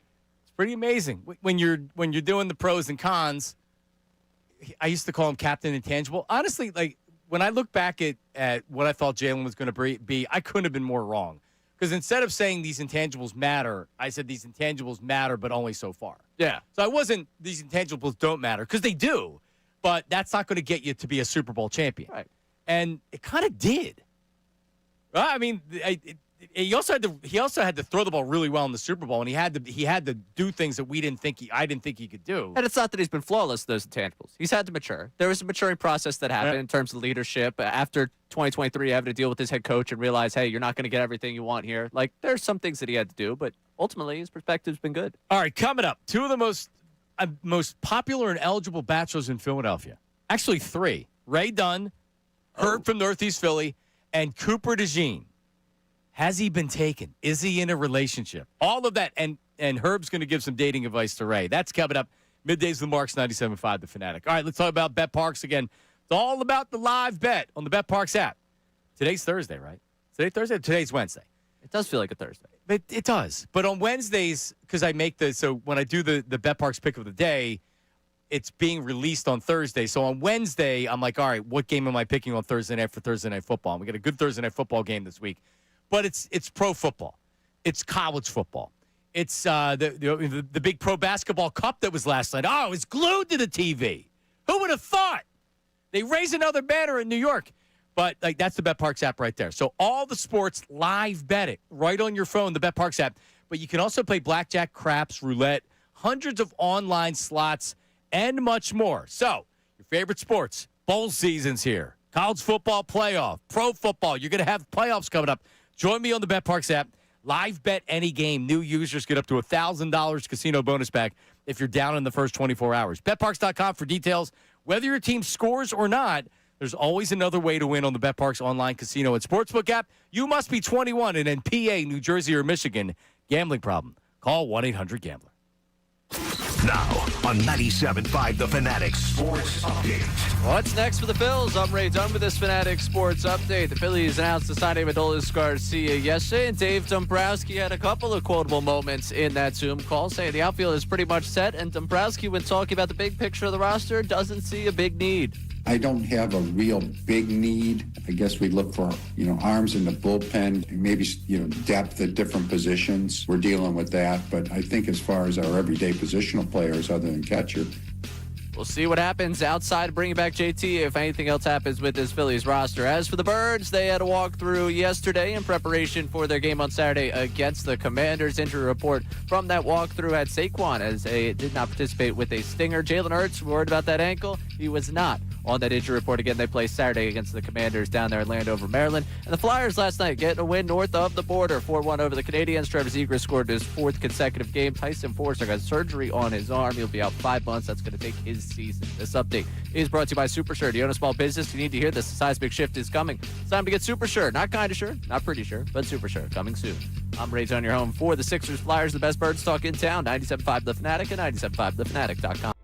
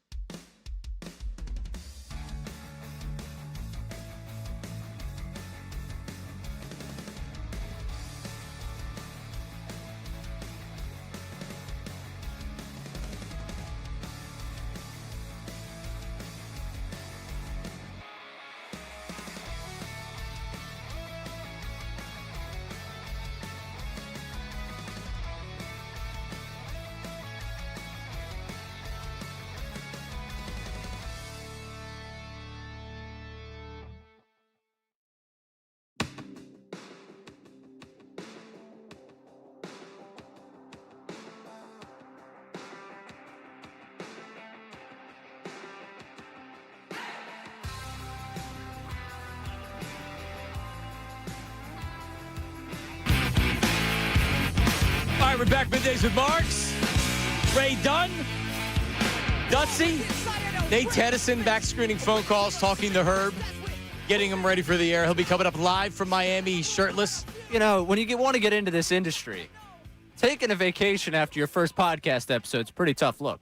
You already had it scheduled. Herb last week did his debut episode of The Herb with Nate and Herb. Nate Good Tennison, stuff. Herb from Northeast Philly. Well, some may say that. Some may say that it was also, moved a little slow. Block left, block right. I mean, that part was forecasted a pretty big win for the Birds. All right, well, Herb, yeah, that's true. Herb's coming up here in a little bit, but so we were alerted to this by Sean Brace, who had texted us this morning. So Nikki Bella, I would know Nikki Bella is a former professional wrestler. Dutz, are you a professional wrestling fan? No, I thought she was with John Cena for a little while, though, when she was in her wrestling days. Really with John Cena, or just... No, they would be like on TMZ and all that stuff, like getting But filmed they were outside. a real couple. I It wasn't believe so. just Yeah, yeah. Her, I believe she had a sister that she was with. She's a wrestling. twin, right? Yeah. Okay. All right. So, Ray, you don't know Nikki Bella from wrestling, or are you wrestling? I had fan? no idea who this was. Well, so I at least knew who With all it due was. respect, I'm sorry. I respect your game, but So I don't know if is it really your sister and it's a twin? Like I don't know the details of it, but I know she was a very popular and successful professional wrestler, or whatever, right? So she puts this out on her. This is her Instagram story, I guess, right? no. So I'm looking at it right now. It was a reel on Instagram where she was reviewing her weekend in Philly. Now So So is it still up? So yeah, it's still up. So it's a video just kind of taking you through her weekend in Philly. So we could actually play the video on the air if we but it's not. I mean, it's just got so there's like no- a song. It's okay. just like a collage of different things that happened while she was in Philly. She was at Flyers game. She was at the Eagles game. The caption, so blessed with people around me, new friends and old who make life so special and fun. Shout out Big Dom in the caption as well. And then I guess she was hanging out with Alex Warren as well. So I guess she probably made her way to Jingle Ball. So she did. If I had to guess. She did. So she's at a locker. Yes. And that's what makes it interesting, and it's cryptic that she's doing that, because it says, so blessed for the people around me, and then another fun weekend with a heart. And she's in front of Cooper DeJean's locker, and she has like her hand up in a kind of a sexy pose. It's pretty clear to me that there's something going on with Cooper DeJean and Nikki Bella. Would you agree? I mean, I guess He's not at Tyler Steen's locker. So right, the video does continue, and I believe he was spotted out at good old Barstool on Sunday night, and this does look like Barstool that the video continues on. And I think Sean might have missed the more important part of this video when he sent us the screenshot, because I'm no detective, but that certainly looks like Cooper DeJean standing right behind her in the next portion of the video. That's Cooper DeJean standing behind her. Yeah. She's putting this out there, so she's announcing to the world this is what she was doing. What the hell is she doing in Philadelphia? Just happened to drop by for a weekend in December? She was supposedly promoting WWE coming here. Okay. She was at the Flyers game, at the Eagles game, and then at, I guess, Jingle Ball. But so she's still involved in WWE. I guess. Listen, this has been a deep dive for me since this morning, because me with wrestling is not exactly right. So you did your research. I've been looking into this story ever since that we got word from. So you've looked into it more than me. I just see this. This isn't a coincidence. The caption's not a coincidence. She's not in front of Cooper DeJean's locker by coincidence. Maybe they're just good friends. Let me tell you something. Cooper DeJean 22? 22, yeah. 22 is his birthday, right? On the Super Bowl, I Super believe it Bowl. was his 22nd birthday. He's yeah. 22. Mm-hmm. This dude, he's got a podcast that's out. Correct. That is very popular, and it's very good. Yeah. He's a good-looking dude. He's a white dude that could dunk on a 12-foot basket. This dude's so athletic. He's a great player. An exciting white, some say. Dude, he's a white freaking cornerback in Philadelphia. What? Like, are you kidding me? That is athletic, is fast. He's had great games. He's a great player, right? He's got it made, and he knows it. That's the thing. He knows it. They took him from Iowa. They dropped him here, and he's saying his prayers every night because he's like, geez, man, life is good. I mean, yeah, it's a wild arc for you. If you were sitting there and because remember, he was projected as potential first round draft pick, and you're dropping in the second round. Like, the disappointment to what has become just an incredible career arc over the last, 16 months, 18 months, whatever it's been. Props to you on that one. Yeah, the Cleveland Browns select Yeah. Cooper DeJean. Yeah, like, could you imagine that? Like, well, you could have ended up a lot of places. Meanwhile, he won a Super Bowl as a rookie. He hit a pick 6 on his birthday in the Super Bowl. Right. He'll live in infamy in this town forever. Yeah. I think, like, you joke about the DM dating thing with me. Oh, I don't. I know, but, like, you don't joke, but, like, it's come up at, like, a bit for us. A podcast where Cooper DeJean just actually reads, unfiltered, the DMs he must receive on a daily basis would be one of the more wildly entertaining things. Oh, my God. Any of these athletes. Seriously. Being a modern-day athlete, right. You know what your dating app is? Instagram. Correct. The DMs on it. I can tell you it doesn't work as a radio host. That's not how it goes. My DMs are, yo, man, you going to the game tonight? No. All right. So we didn't talk about maybe the biggest thing about this, because who the hell cares about Nikki Bella, a professional wrestler? She's 42. Oh, yeah. Hey, listen. She doesn't look 42. No, she doesn't. All right. From his perspective, like from all right. Both their perspectives. She's 42, and she's like, damn, look at that kid. Yeah. Oh, and he's a nice guy, and like, damn, look at that kid. So she's loving it, and him, he's like star, hot, like into me big time. And I hope they don't get married. I would say the same thing to Cooper that I say to you, like, just keep it casual. Don't get too wrapped up in it. Last thing we need is him heartbroken and moping around on the field because Nikki Bella broke his heart. Now, come on. You think that heartbroken really tears people apart. I think that only motivates. I think that's only like a, okay, you know? Makes you better. Makes you even crazier. Yeah, it makes you hungrier. Yeah, but look at Travis Kelce since he started. He's in love. I know, and he sucks. Well, I mean, he also is a 35-year-old tight end. Dude, I'm just saying, when it gets you more comfortable when you get in that relationship. So what? It just does. See, I'm not worried about you getting broken up. I'm worried about you in a relationship to where then like you're fat and you're happy, or you're upset because she's being mean. I think that you really underrate the focus level I would have if I wasn't out every night. So am I looking at too much of my own focus level? I think in this particular situation. I think what you're projecting here is we missed the one segment or 2 segments we get a week about me being out and about. Yes. What you really gain is probably a more locked-in version of me because I'm more in the house than I would be before. I don't need you in the house. I don't need you in the house. I don't need. Hey, listen, you guys all heard it here. Johnny Marks wants me out in the town every night. Not every night. Not. It's what I used to say to Sean. Like, you need to get your rest. You got to pick and choose your spots. You're also 25. Yeah. All right. So every night. 610-632-0975. So here's my question for the text line and for the YouTube chat and for even people that want to call in and talk about them. Who's got it better than Cooper DeJean right now in Philly? What Philly athlete's got it better than Cooper? Is there anybody? Think about it. I don't think there is. He doesn't ever get criticized. Jalen Hurts gets criticized. A.J. Brown, at least some people hate him because he's fighting with him. Saquon Barkley sucks this year. Right? Like, Lane Johnson's an offensive lineman. I mean, Bryce Harper's criticized. Maybe Schwarby? Tyrese, we'll break it down. It's good for the text line, too. Also coming up next, Herb gives his advice to Cooper DeJean and the Ray.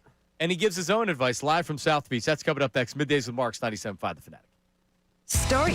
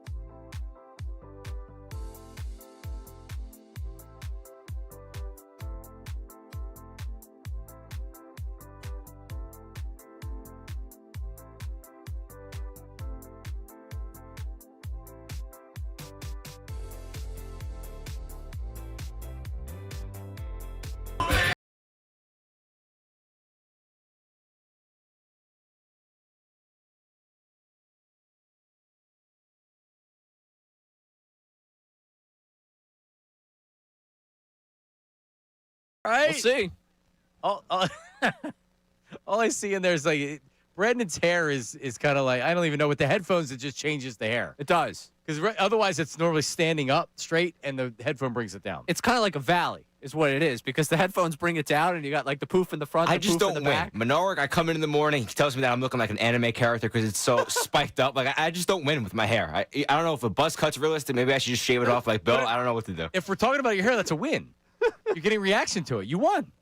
Okay. Relax, but that's a good thing. Is it good reaction? Well, it's not good hair, but it's good reaction. You look like an anime character. God, I love Menard. That's awesome. But Ray Dunn, we have some breaking Phillies news. We got a contract, ladies and gentlemen, a contract signing. The Philadelphia Phillies, according to everybody now, have signed free agent relief pitcher Brad Keller to a 2-year contract. You said Matt Gelb is saying it's $22 million over 2 years? $22 million. A 2-year, $22 million contract. Keller last season was with the Cubs, and he had an excellent season, 4-2, a 2.07 ERA, 69.2 innings pitched, 75 strikeouts, not a lot of walks, 22 walks. So more than a strikeout in inning pitcher. This is your 8th inning guy, Ryan Kirkering. Obviously, they don't want to put it in the high leverage situation. So they needed an 8th inning guy. They needed a right-handed setup pitcher to Duran, and they found them with Brad Keller. Your thoughts, Ray? Yeah, they needed someone with velocity from the right-hand side. And that's crazy to say when you've got Duran and you've got what you thought was something in Kirkering. But I don't know if I'm banking on Kirkering being totally ready to go when the season starts. I think you have to build back from the way last season ended for him, and certainly not in that 8th inning role, in that high-leverage role. So you get someone with a really good fastball who had a great season a year ago. I think this slots in as maybe the firefighter on this team. Wherever you need a fire put out, that's where he's going in from the right side. And for Duran, that means, hey, you'll just be the closer. We just deal with you, the closer. We don't have to do the whole argument of should you use your best reliever in this spot. Keller kind of fits that. He's going to come in and take care of situationally what you need. It's a guy who's had his best season at a good time for him. So yeah, by far. And I'll tell you about his previous season. But Brandon Dutz is like a baseball savant. You said that you go to this website where it shows all of his stuff. He's high 90s fastball. He's like sharp sinker, sharp slider, hard fastball. Is the bread and butter, which he really got going last year. He had a high strikeout rate. Everything was good last year. Slider, sweeper, sinker, and then the changeup. All throws him. The last 2 pitches, sinker and changeup, were all 12% of the time. So he's got a good pitch mix, especially for a reliever. He kind of fits into, going back to the Duran comparison here, they love the fact that they keep balls on the ground at Citizens Bank Park. He is a ground ball pitcher as well. Kind of grades out similarly, just the high percentage of ground balls he gets. Kind of similar to Duran in that case. So they're kind of doubling down on what they're looking for from their pitching in this ballpark is, hey, keep the ball on the ground, keep the ball in the ballpark. And that's probably their winning formula. They don't want to see pretty much what Tasker Hernandez did to you in Game 1 of the LDS. Now, one goes out, and that changes the entire complexion of the game. If you keep the ball on the ground, keep yourself in game. We saw Jeff Hoffman great during the regular season. I think he's back if he performed better in the playoffs because in the situations that he had in the playoffs, he came up small with the Phillies. So I think he's back with more success in the playoffs. As it stood, they let him leave. So I don't know what you're getting from – we don't know what we're getting from Brad Keller. Here's what I knew I got from Keller before 2025. Not that great of a relief pitcher. So in 2024, his ERA was 4.86. In 2023, 4.57. 2022, 5.09. 2021, 5.39. He had a really, when he was 24 years old in 2020, his ERA was 2.47, but that was in 9 games. And he was a starter, actually, in one of those games. It's not like the potential's there. He performed very well last year. Okay. I'll say this. He better be the guy, Dave, because you whiffed on Romano last year. Go to the postseason. Well, I think this is a much better swing than Romano. Romano was a total bounce-back candidate. This is buying in on a guy that had a good season, which is why he gets 2 years and not just one like Romano did. Postseason performance, he was good for them this year. Okay. He was good for the Cubs in the postseason. He got a 4-out save for them in, I think it was the DS against the Brewers. And going back to that Padres series, I think it was an up-down that ended up getting him where that was the only run he allowed. But in 5 outings, he was good for them. I think 5 outing, a 1.59 ERA. So he was solid for them in the postseason to make the Hoffman comparison there. If you want to think about him in a big spot, I like this. I'm really in on this one. Keller, it's not that I came into the offseason saying Brad Keller is going to change my entire outlook on the Phillies, and it's not that he does change my entire outlook on the Phillies, but if you wanted some power from the right-handed side for the Phillies, I think you could have done a lot worse than Brad Keller. All right, so very quickly it changes my perspective on the Phillies and how they're trying to win. They'll improve at the trade deadline, and you know how they're going to try to win? Starting pitching, bullpen. Yep. How they're going to try to beat you. You look at the relievers right now. You have one of the best closers in baseball. You don't have to worry about the ninth inning. For better or for worse, he's going to blow some saves. He's got unbelievable stuff. Duran is your closer. You have Alvarado from the left-hand side throwing 100 miles an hour. You have Banks as your second lefty reliever. You still have Strom on the roster, so if you have him, I'm a big fan of Strom. Kerkering, yet a hole as a right-handed reliever. Kerkering, and by the way, I heard John and Andrew talking about this morning. They were talking about how the fans absolutely need to give him a standing ovation when he's announced Kerkering, and they need to show support and everything else. I mean, I'm like, are Phillies fans really like that worried about him? Kerkering better just come back into the camp and be the player that he is. Oh, I'm worried about it. This wasn't Mitch Williams. I know it was a ridiculous play, threw it away, and the Phillies had so many opportunities to win that series, and they came up small, and all of them. Absolutely. But I think part of the conversation with Kerkering was always, does he have the makeup to be the late inning guy? He doesn't.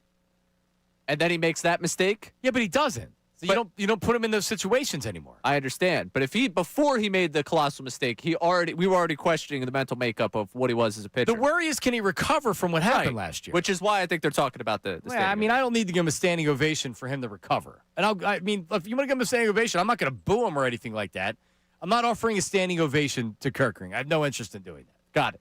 He better just bounce back and be the player he's been before. He's a good pitcher. Yeah, he's a good pitcher. I like Kerkering pitching the 6th or the 7th. And that's what it looks like they think. Agreed. But it was a smart move. I agree with you. If they don't make any more moves and they don't go about moving Strom, this is a solid bullpen. This is a really solid bullpen. Duran, and then from the right side, you're looking at Keller, Kerkering, and then the left side, Strom, Alvarado, Banks. And if you have an injury, you're not thin to where you're going for a third, like because you're going to have to use the minor leagues because guys get injured and things like that. Nebraska, we got a couple of guys that we really like. And, right. There'll be someone they call up they'll tell you it's got a 90-something fastball and it's going to be, contributor. So big 2 thumbs up. Yeah, I like this. You're Siskel and Ebert. 2 thumbs up. Two thumbs up. Sure. Dutz? I like it. Also, if something does happen to the rotation, he can make spot starts for you if needed. So I think that's another big thing. So he obviously his arsenal is not, typical for the bullpen because he has 5 pitches that he uses a lot. But I like it. I think what Ray said, the bullpen's really getting bolstered, and I think that Dabrowski's hitting on the margins. I think he's 3 for 3 so far. Bring back JT, and then what else do you got is the key here. 2-year contract, $22 million, according to some reports. He's 30 years old, 2.07 ERA last season with the Cubs, almost 70 innings, 99th percentile in hard hit rate, 95th in ground ball rate. Yeah. You hit it. He's a good ground ball pitcher. I mean, I think the strategy to win at Citizens Bank Park for them is going to be keep balls in the yard. That's what they went with Duran. That's what they're going with and you're going with the guy that figured it out a little bit later in his career. Yeah. And something clicked, and that's what you're expecting this year as well. And Caleb Cotham, come on. Put him with this guy. You got to feel good. You look like Caleb Cotham, don't you? Do I? I don't know. Do I? You look like the brawny cow, the scrawny brawny. Yeah. Lifetime contract. Yeah, you know what? I actually don't look too different than Caleb Cotham. I had lifetime contract for that guy, by the way. Yeah, he can stay as long as he wants to. Go look at what the Dodgers did to everyone else in the postseason. The fact that pitching, I'm going to get upset again. I'm not doing it. One good thing about this. Yeah. One good thing about this signing, Neil in the YouTube chat had Keller on his fantasy team. So obviously Keller's a stud. Nice. Yeah, obviously. Look at you going YouTube chat fantasy baseball league right there. The sellouts. Neil's team. All right, we're at the debut, at least when I've been here, of the News at Noon with Dutz. Brandon Dutz, off the bench today, will perform at News at Noon. That is coming up next. And sorry, Herb, the Phillies had breaking news. We'll get to you coming up in the 12 o'clock hour. Middays with Marks, 97.5, The Fanatic.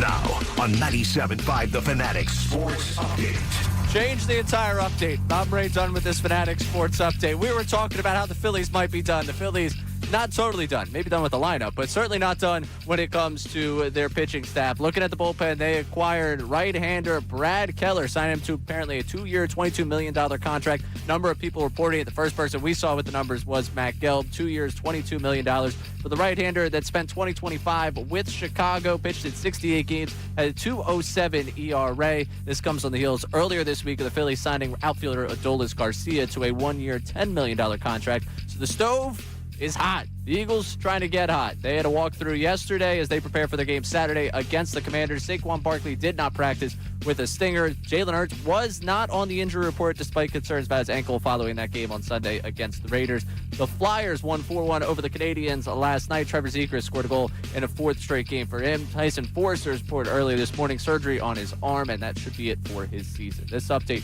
is brought to you by Bradford White Water Heaters. We need a new water heater. Choose one that's built to be the best. Choose Bradford White. Also, want to let you know about Super Sure. If you own a small business, you need to hear this. Seismic shift is coming. It's time to get Super Sure. Not kind of sure, not pretty sure, but Super Sure. Coming soon. I'm Ray Down, your home for the Sixers, Flyers, and the best birds talk. 97.5 The Fanatic and 97.5thefanatic.com.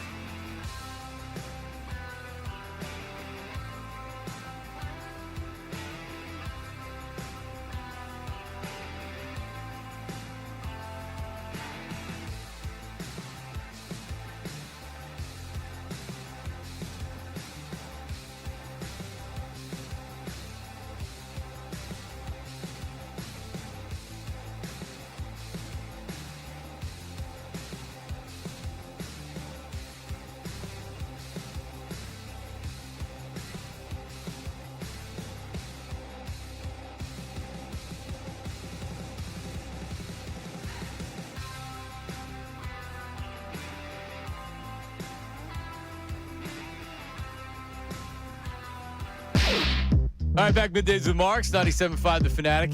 Made it back. I was had to use the bathroom during the break.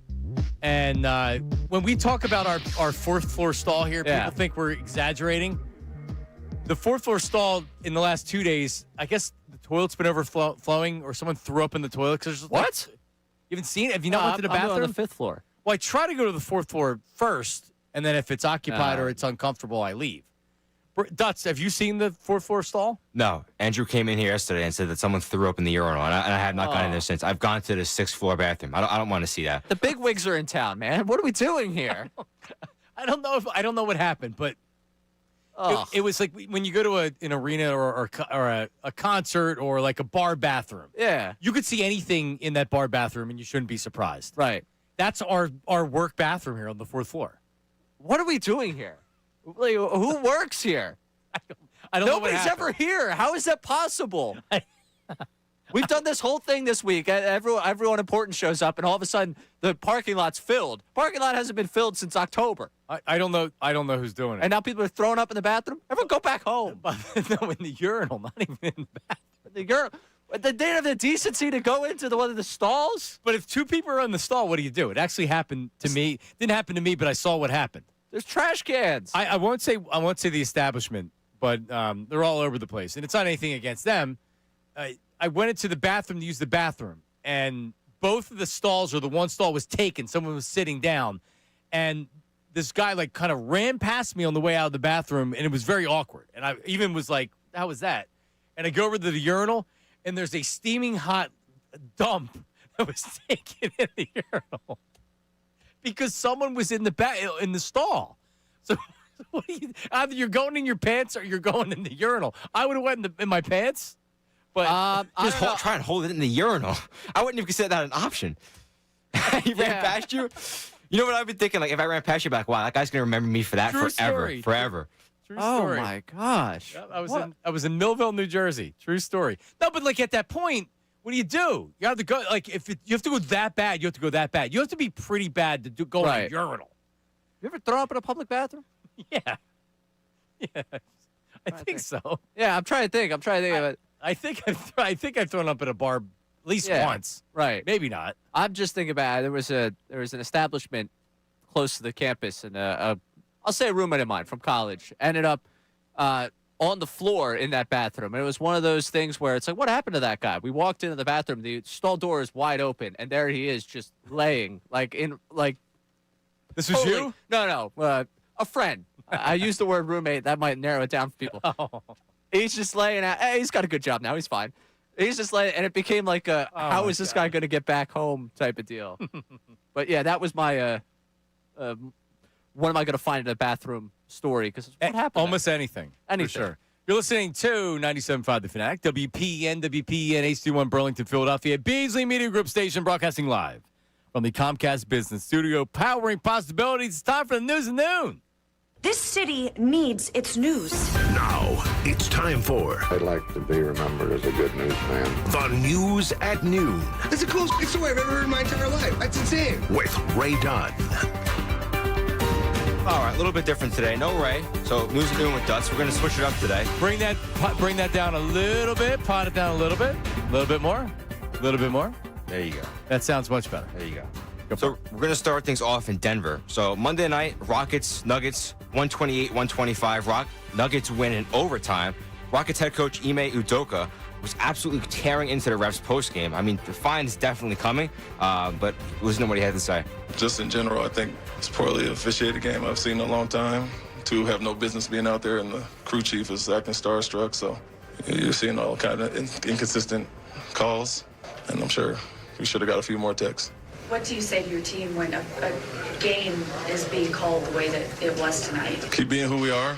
We're not going to adjust to poor officials. So we're going to do what we do, and hopefully they can adjust and call it the right way. Yeah, he got caught cheating on his wife. Right. But he's a really good coach. And I love the fact that you come out and you call it like you see it.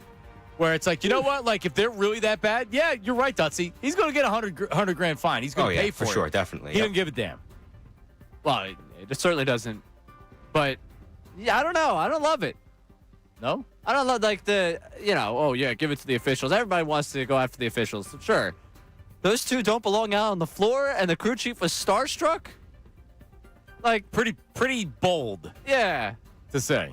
So he was perfect in that game. I didn't watch the game. I did not either. That's always where I come down to. When the coach after the game is going after the officials, you better have lost that game just on the officials. But he's also setting this up for the Nuggets are going to be one of the teams that are going to be fighting to get to the NBA Finals. And Houston is, Houston's on that level.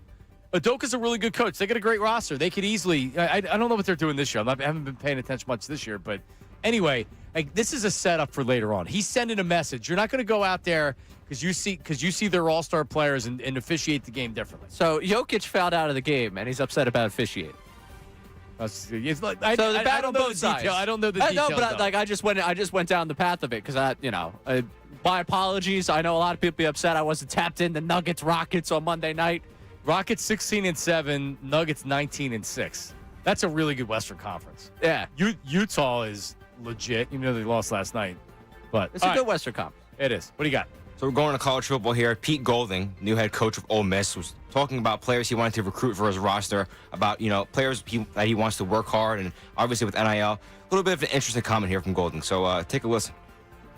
And so you had elite players that wanted to get to NFL because they wanted that payday. Well, they've already got it now. All right, so they've got nice cars, they're in nice condos. Some of them in the country club by me, right? They've already got what you used to have to work hard to, right? They have. 20-year-olds living in country clubs. Where we're at. Yeah. Like this is where we are. I know they're SEC, big school, but I mean, really, 22-year-olds living in a country club. That to me is... Fanatic didn't get you a country clubhouse? No. They said that it was reserved for you first. They got him an hourly rate, as many of our part-time employees do. So if you don't know who Pete Golding is, he was named immediately as the successor to Lane Kiffin when Lane Kiffin went to LSU. Pete Golding was the defensive coordinator. I don't think he's ever been a head coach. He certainly hasn't been a head coach anytime recently. And Ole Miss will win 3 games in 2 years.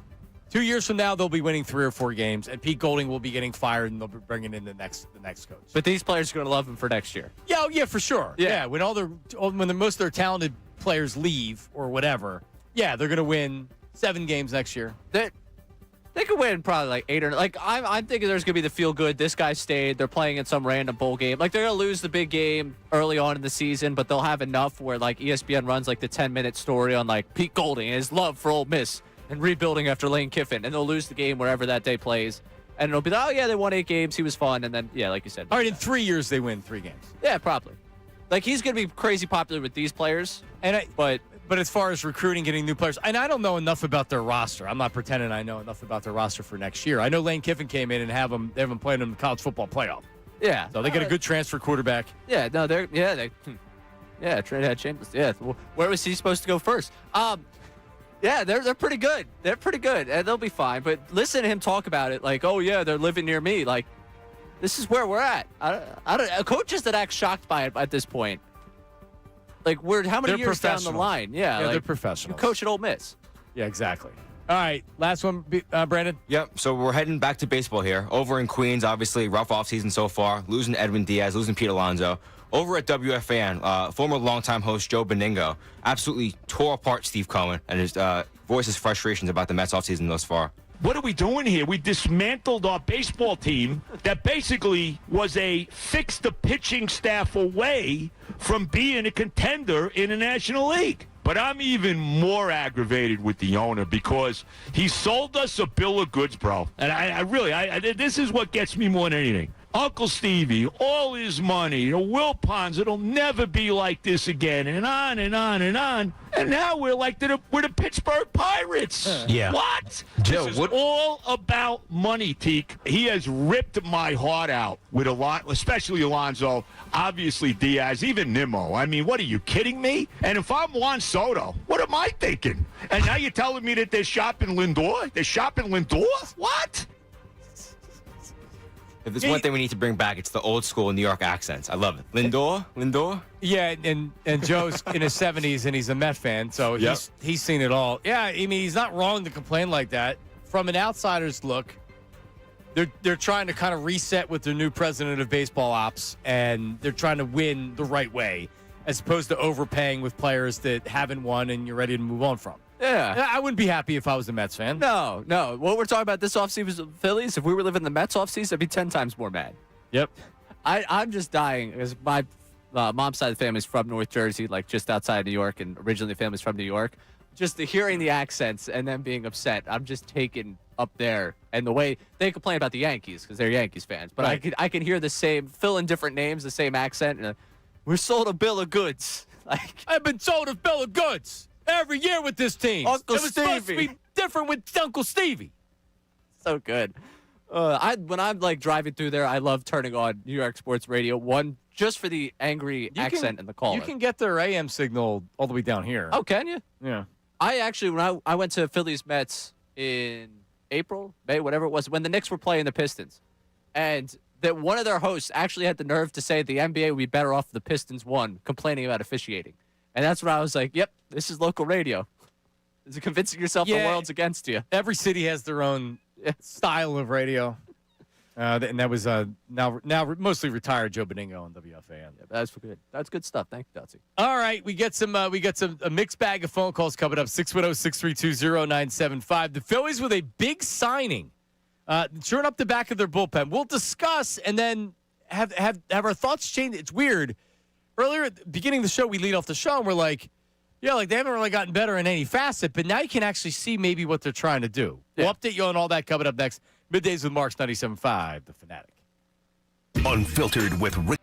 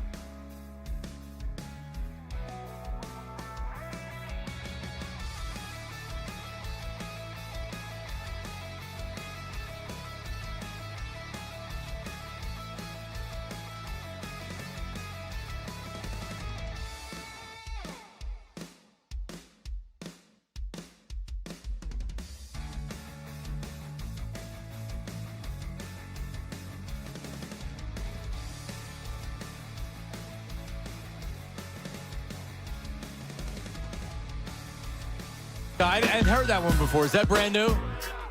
That's what plays. Yeah, Salciunas thanking people for keeping his lights on and then bringing his family on to thank him, too. It's a good way to get, I was impressed. Don't turn the dial. Coop needs to be fed. Right. It's a good way to go. Wow. See, I'm not Menard keeps asking me to do it. I'm like, yeah, just grab me, and then I haven't done it yet, so I don't even have one done. It's almost Christmas. And there's Salciunas around his house with the recorder out. Babe, please, Coop, come over here. Thanks for feeding my family. Thank you. It's a great. He also texted in, by the way, about who has it better than Cooper DeJean. Tanner McKee has it better than Cooper because nobody knows if he's good at all, and he's talked about like he's Tom Brady. Well, I mean, yeah, by some idiots. I think that he can be good, but yeah, he's got a good. But then he's got to play. Like at some point, it stops being good and it starts being real. Well, yeah, the great thing about being Tanner is we're talking about how you move the ball against the Raiders in the fourth quarter of a game that didn't matter. Yeah, if Jalen sprains his ankle and can't play for 2 weeks, now it's not going to be fun unless you can play. But he's got it pretty good right now. He's got it great right now. Yeah. But Cooper's got it all because he can play. Right. He's good, man. Yeah. He didn't.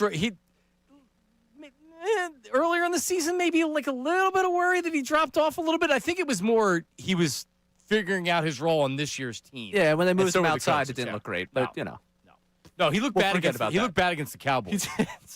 That second half. Well, it's not like the coverage was horrible, but he was they were just catching it over him. Yeah. It's all right. Love Cooper DeJean. Did we break that story on Middays with Marks? I feel like that's our story. I just can't believe, and again, all love to Sean. He stopped the video where she's in front of the locker and didn't go to the very next of him in the video with her. They're very clearly at Barstool on Sansom Street, where there had been pictures. I'm not reporting that because I saw there were pictures of him that were put out there on social media of him out there after the game anyways. Mm-hmm. So it's not that I have some, source over at Barstool. It was known that he was out there. The people that were at Barstool that saw him at Barstool also missed Nikki Bella being there. Yeah, what's that? Everybody right now needs to get on the same page about Maybe what they we're just doing. didn't know who Nikki Bella was. I mean, she's a big star, but if you don't watch wrestling, hand up, I probably would have missed it. I just would be like, oh wow, that's an attractive woman. Look at Coop. Go figure. Yeah. Coop's with an attractive girl. Cooper DeJean. Hey, cheers, man. Go figure. All right. Big news of the day: Phillies sign a righty reliever that really should. Now it feels like they're done. I guess we didn't really talk enough about the need for that right-handed setup guy, and you knew that it was coming. It's just that something that I didn't really know who it was going to be. Pete Fairbanks was rumored to be one of the guys that was out there. But no, and it's not Jordan Romano who signed with the Angels last night. Beloved Philly moves on. Brad Keller, 2-year, believed to be $22 million contract with the Phillies. Last year he was with the Cubs, had an excellent season, 2.07 ERA, more than one strikeout per inning. But really like his breakout year. So 28, 29 years old, had a breakout year. Really before that had been, stuff was always there. It was a matter of putting it together. Yeah, some guys figure it out and put it together. Jeff Hoffman did it. Alvarado did it. I mean, think about the relievers that came to the Phillies before they came to the Phillies. I mean, anybody in the league could have had Hoffman for nothing. He was waived. He was designated for assignment. He's a free agent that the Phillies signed during the season. Alvarado wasn't looked at as being a high leverage. He had the stuff, but no one looked at him as really being this difference-making reliever. He's really good. So you hope that this is what you're getting, a guy that figured it out last year. Well, we got someone that's upset about it in the text line. We got Chris from Philly. Great. A guy coming off a career year who puts a ton of guys on base. Yeah, great move. And they're talking about having little money after signing JT. Well, this was the money they had left. And so you got a couple more million for some role players, and that's about it. Right. And here's the question to people. If Adolis Garcia cost $10 million, who were you getting at $11 million that was going to make you happy in this lineup? Well, I mean, but that's the question for the person. The question for Dave Dombrowski is, who are you signing that's not going to be Kepler, that's not going to be Whit Merrifield, that's not going to be the same one-year guy that you've signed? Really, that's what it is. Right, but I mean, for the fan here that's upset, they say they have little money, they just invested $11 million into a reliever. Why would they do that? I mean, that's the kind of the gist of what Chris is saying. My pushback to Chris would be, okay. They decided to sign this reliever, and they spent $11 million doing it. They spent $10 million to get an outfielder that you're not sold on helping the lineup. How would you be better suited to spend that $11 million? Well, I mean, I could say, well, okay, then trade one of your prospects and acquire somebody via trade. I don't know who's available in the free agent market. I'm not a GM. I'm not talking to other teams. But Dombrowski's supposed to do isn't what Dombrowski just did is the obvious? Wrote a big check on a 1-year contract to a guy that was available. Where's the creativity? Where's the Pat Gillick, Jason Worth upside move? He hasn't done a lot of that. He's made some good deals. Don't get me wrong, but like this is where you need him to come in with the Jason Worth type deal. Think about the production Worth gave you, not making a lot of money. Yeah. Shane Victorino was a Rule 5. They tried to give him back in the Rule 5, and they wouldn't even take him back. He spent a year at AAA. That's more dumb luck than anything. Yeah. But if Victorino doesn't develop into that type of player, you're getting players that aren't making a lot of money. So if we did if we did the whole conversation here where you're asking me the question as Dombrowski and saying where's the upside signing, I would tell you, well, there's upside in this guy. That's what Dombrowski looks at this as. He's able to sign the check for a guy that's upside. Instead of giving you a quad A outfielder that I'm not sure could play at this level, I've seen this guy play at this level. We get him here, hitter-friendly ballpark. We get a chance to actually work with him. They said the whole our scouts like him thing. That's what he would tell you. He would tell you this is the upside. I trust him. I trust this signing here. Okay. As a good signing. Okay. There's things that Dombrowski I think is good at. What I don't think he's good at is signing Garcia. He's failed at doing that. That's what I mean. I mean Garcia. He would tell you that's an upside signing. It is, but it also has to work out. Right. Well, yeah, we don't talk about what Pat Gillick and Ruben did that.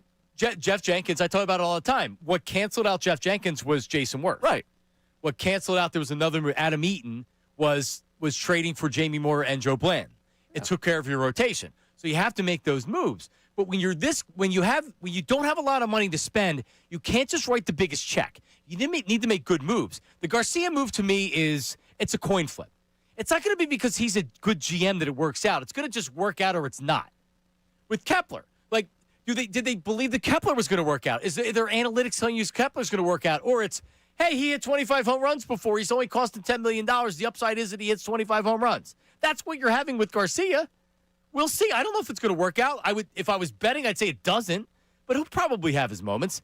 This Keller signing, I trust Dombrowski with. Oh, yeah, I trust this one. But I think it's a good signing. I was just going to Chris, because when you say they spend $11 million when they're complaining about not having a lot of money, they spent $11 million on a commodity that I think you should like, that seems to be a solid, like... With Garcia? With Keller. Like, I think, oh, yeah, for sure. If you spent $10 million to get Garcia, if you redistribute that $11 million to go after something in the lineup, if Garcia's $10 million, you're not getting much better with the $11 million.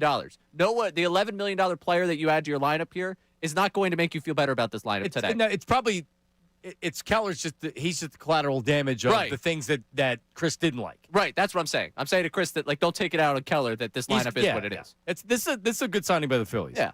To shore up the eighth inning. Duran, Keller, Alvarado, Kirkring, Banks, who's not making a lot of money either. And that was good around the margins move. There you go. It was. Yeah, it's a good move. Worked out for him. Strom, who's still with the team. Right. Well, the Banks move almost made Strom. He's expendable. Yeah. No, he's expendable. He is. But you also have to get some. He's a valuable reliever. And if you're not getting something of value in return, I'm not trading him. And that means that you're not going to have $7.5 million to spend on an outfielder. Again, you may have Garcia because you're not moving Bowman, you're keeping Strom. I feel like Ricky Bowe when I say this. You only got $1 more million for a guy who had a 2 ERA last year than you gave to an outfielder that had a 660 OPS. These poor relievers, man. You have a career year. True. You don't get paid much more than a guy that stunk at the plate for the last 2 seasons. Think about the impact a top setup guy can make on your team. To where like 3 or 4 nights a week, he's coming in the eighth inning and he can shut it down. Listen, they definitely have a good club. We have a good club. Of course. Good club. But is it a great club? No. It could be. There's a fine line between. But you can see how they're going to try to win. And we've already talked about this many times. This is a get us to the trade deadline, and then we see what holes we have, and then we try to fill them in. Yeah. The most disappointing thing to me is I'm going to have to watch Bohm and that hair. That's the most disappointing thing? You're looking at this outfield, and that's the most disappointing thing? It is, because that's the opportunity to kind of change things, is to move on from Bohm, and now you're having multiple different players. Like, coming back with the same infield, no. Don't like it.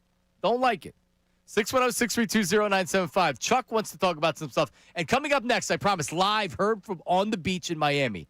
That's coming up next. Don't go anywhere.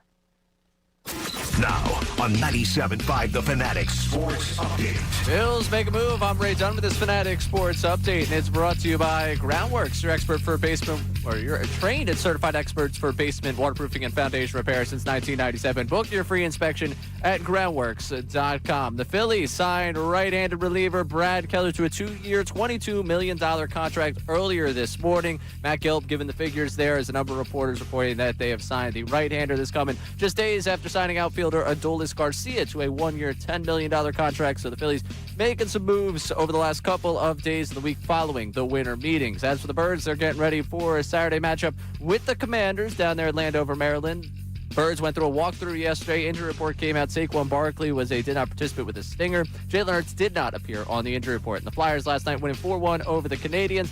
Report earlier today, or actually from the team earlier today, Tyson Forrester got surgery on his arm. He'll be out 5 months. This update's also brought to you by Super Sure. Do you own a small business? You need to hear this. Seismic shift is coming. It's time to get Super Sure. Not kind of sure, not pretty sure, but Super Sure. Coming soon. I'm Ray Down, your home for the Sixers, Flyers, the best bird talk in town. 97.5 The Fanatic and 97.5thefanatic.com.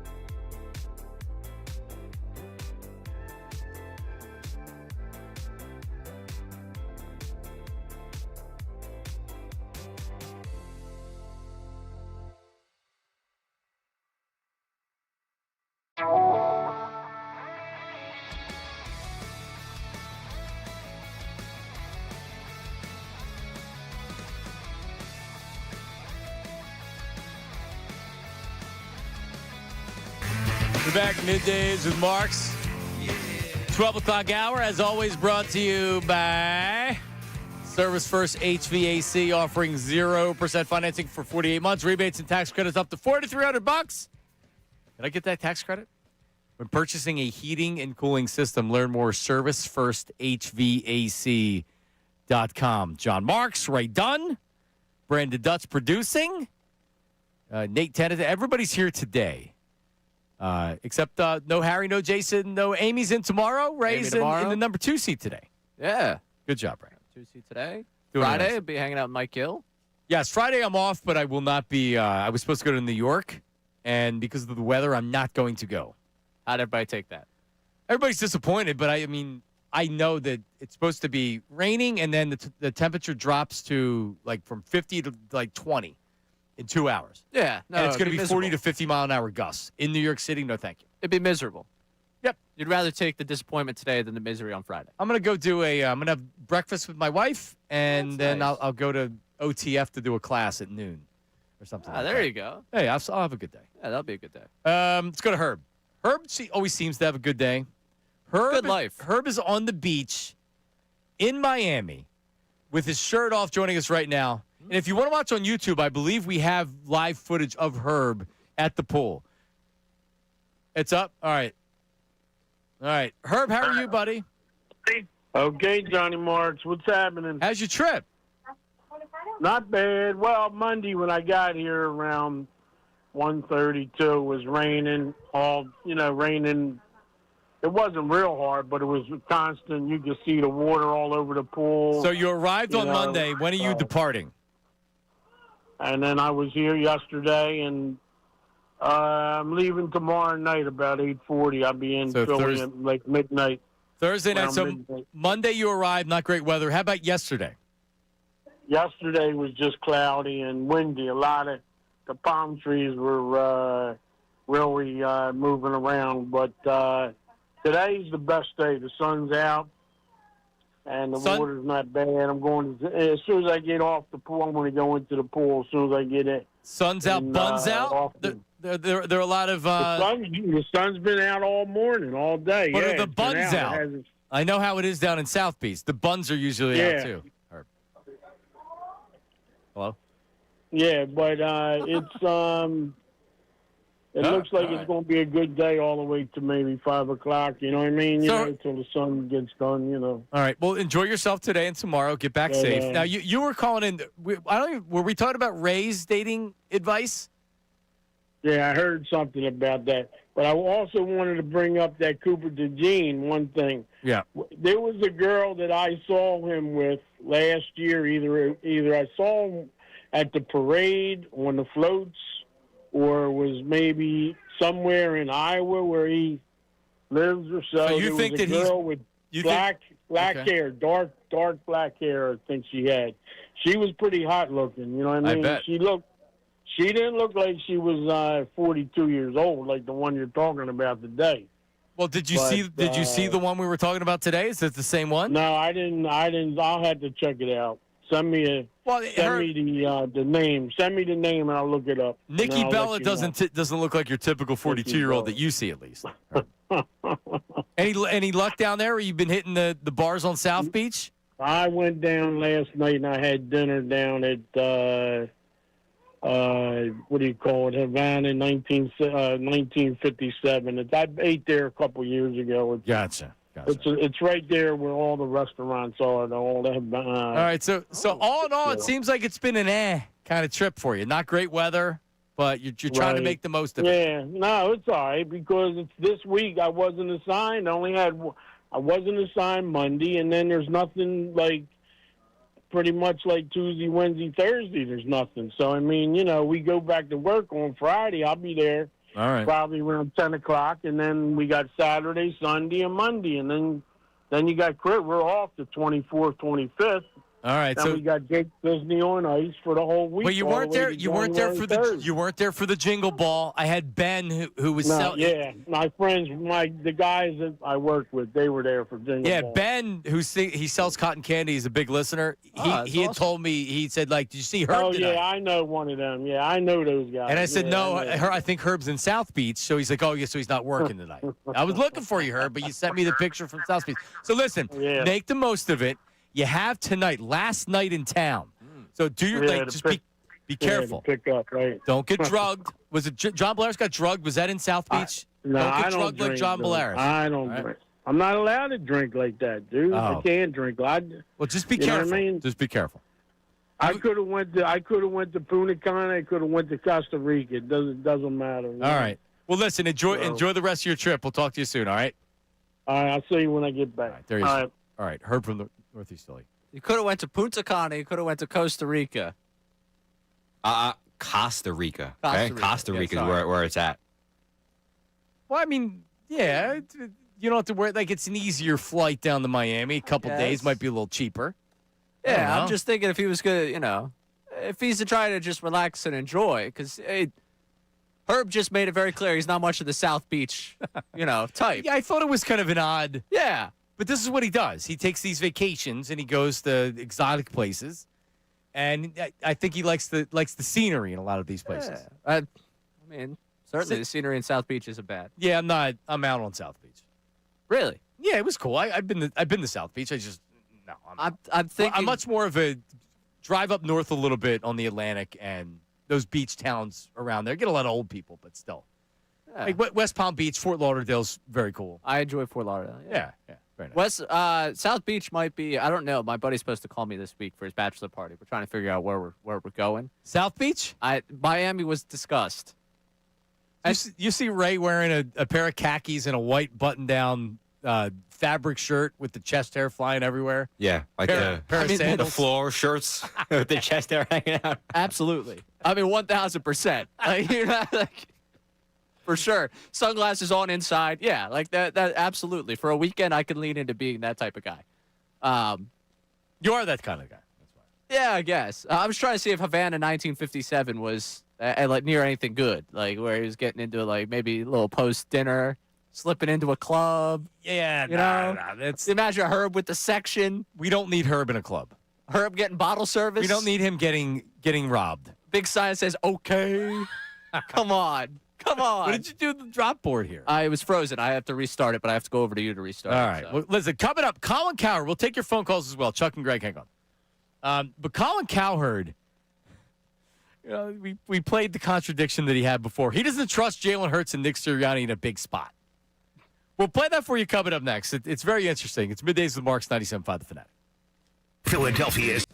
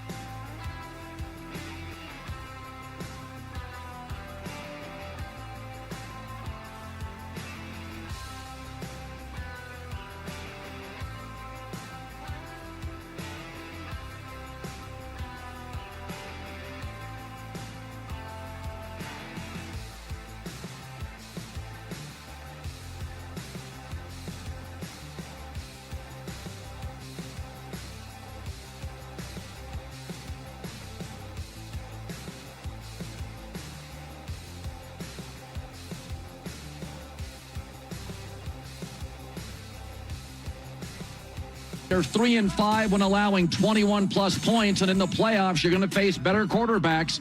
Their defense, it's excellent. The roster is excellent, but I don't trust Jalen Hurts or Nick Sirianni in big spots.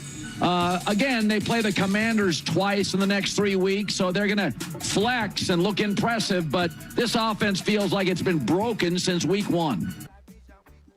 All right, let's Colin Cowherd. You kind of laugh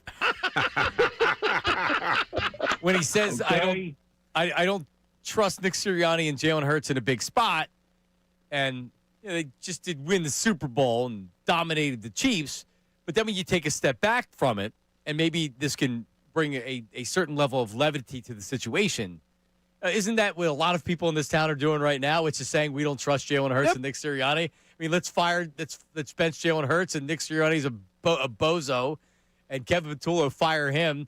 And isn't that what we're doing? Yep. So absolutely. Cowherd, everybody's going to say he sounds like an idiot. Like, oh, you already said he doesn't trust him in a big spot. Isn't most of the people in this city not like the quarterback or the coach? Yep.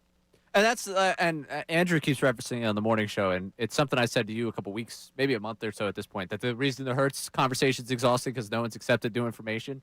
Whenever we get annoyed with this team, there is like a default setting in your brain, and I'm guilty of it because my default setting on Sirianni is like, oh, God, this guy. You know, and like I'm guilty of it as well. I realize it. I'm like, well, right. Can he figure out this offense? Does he know what he's doing with this offense? Like I fall back on that. So I'm guilty of it as well. But it is amazing.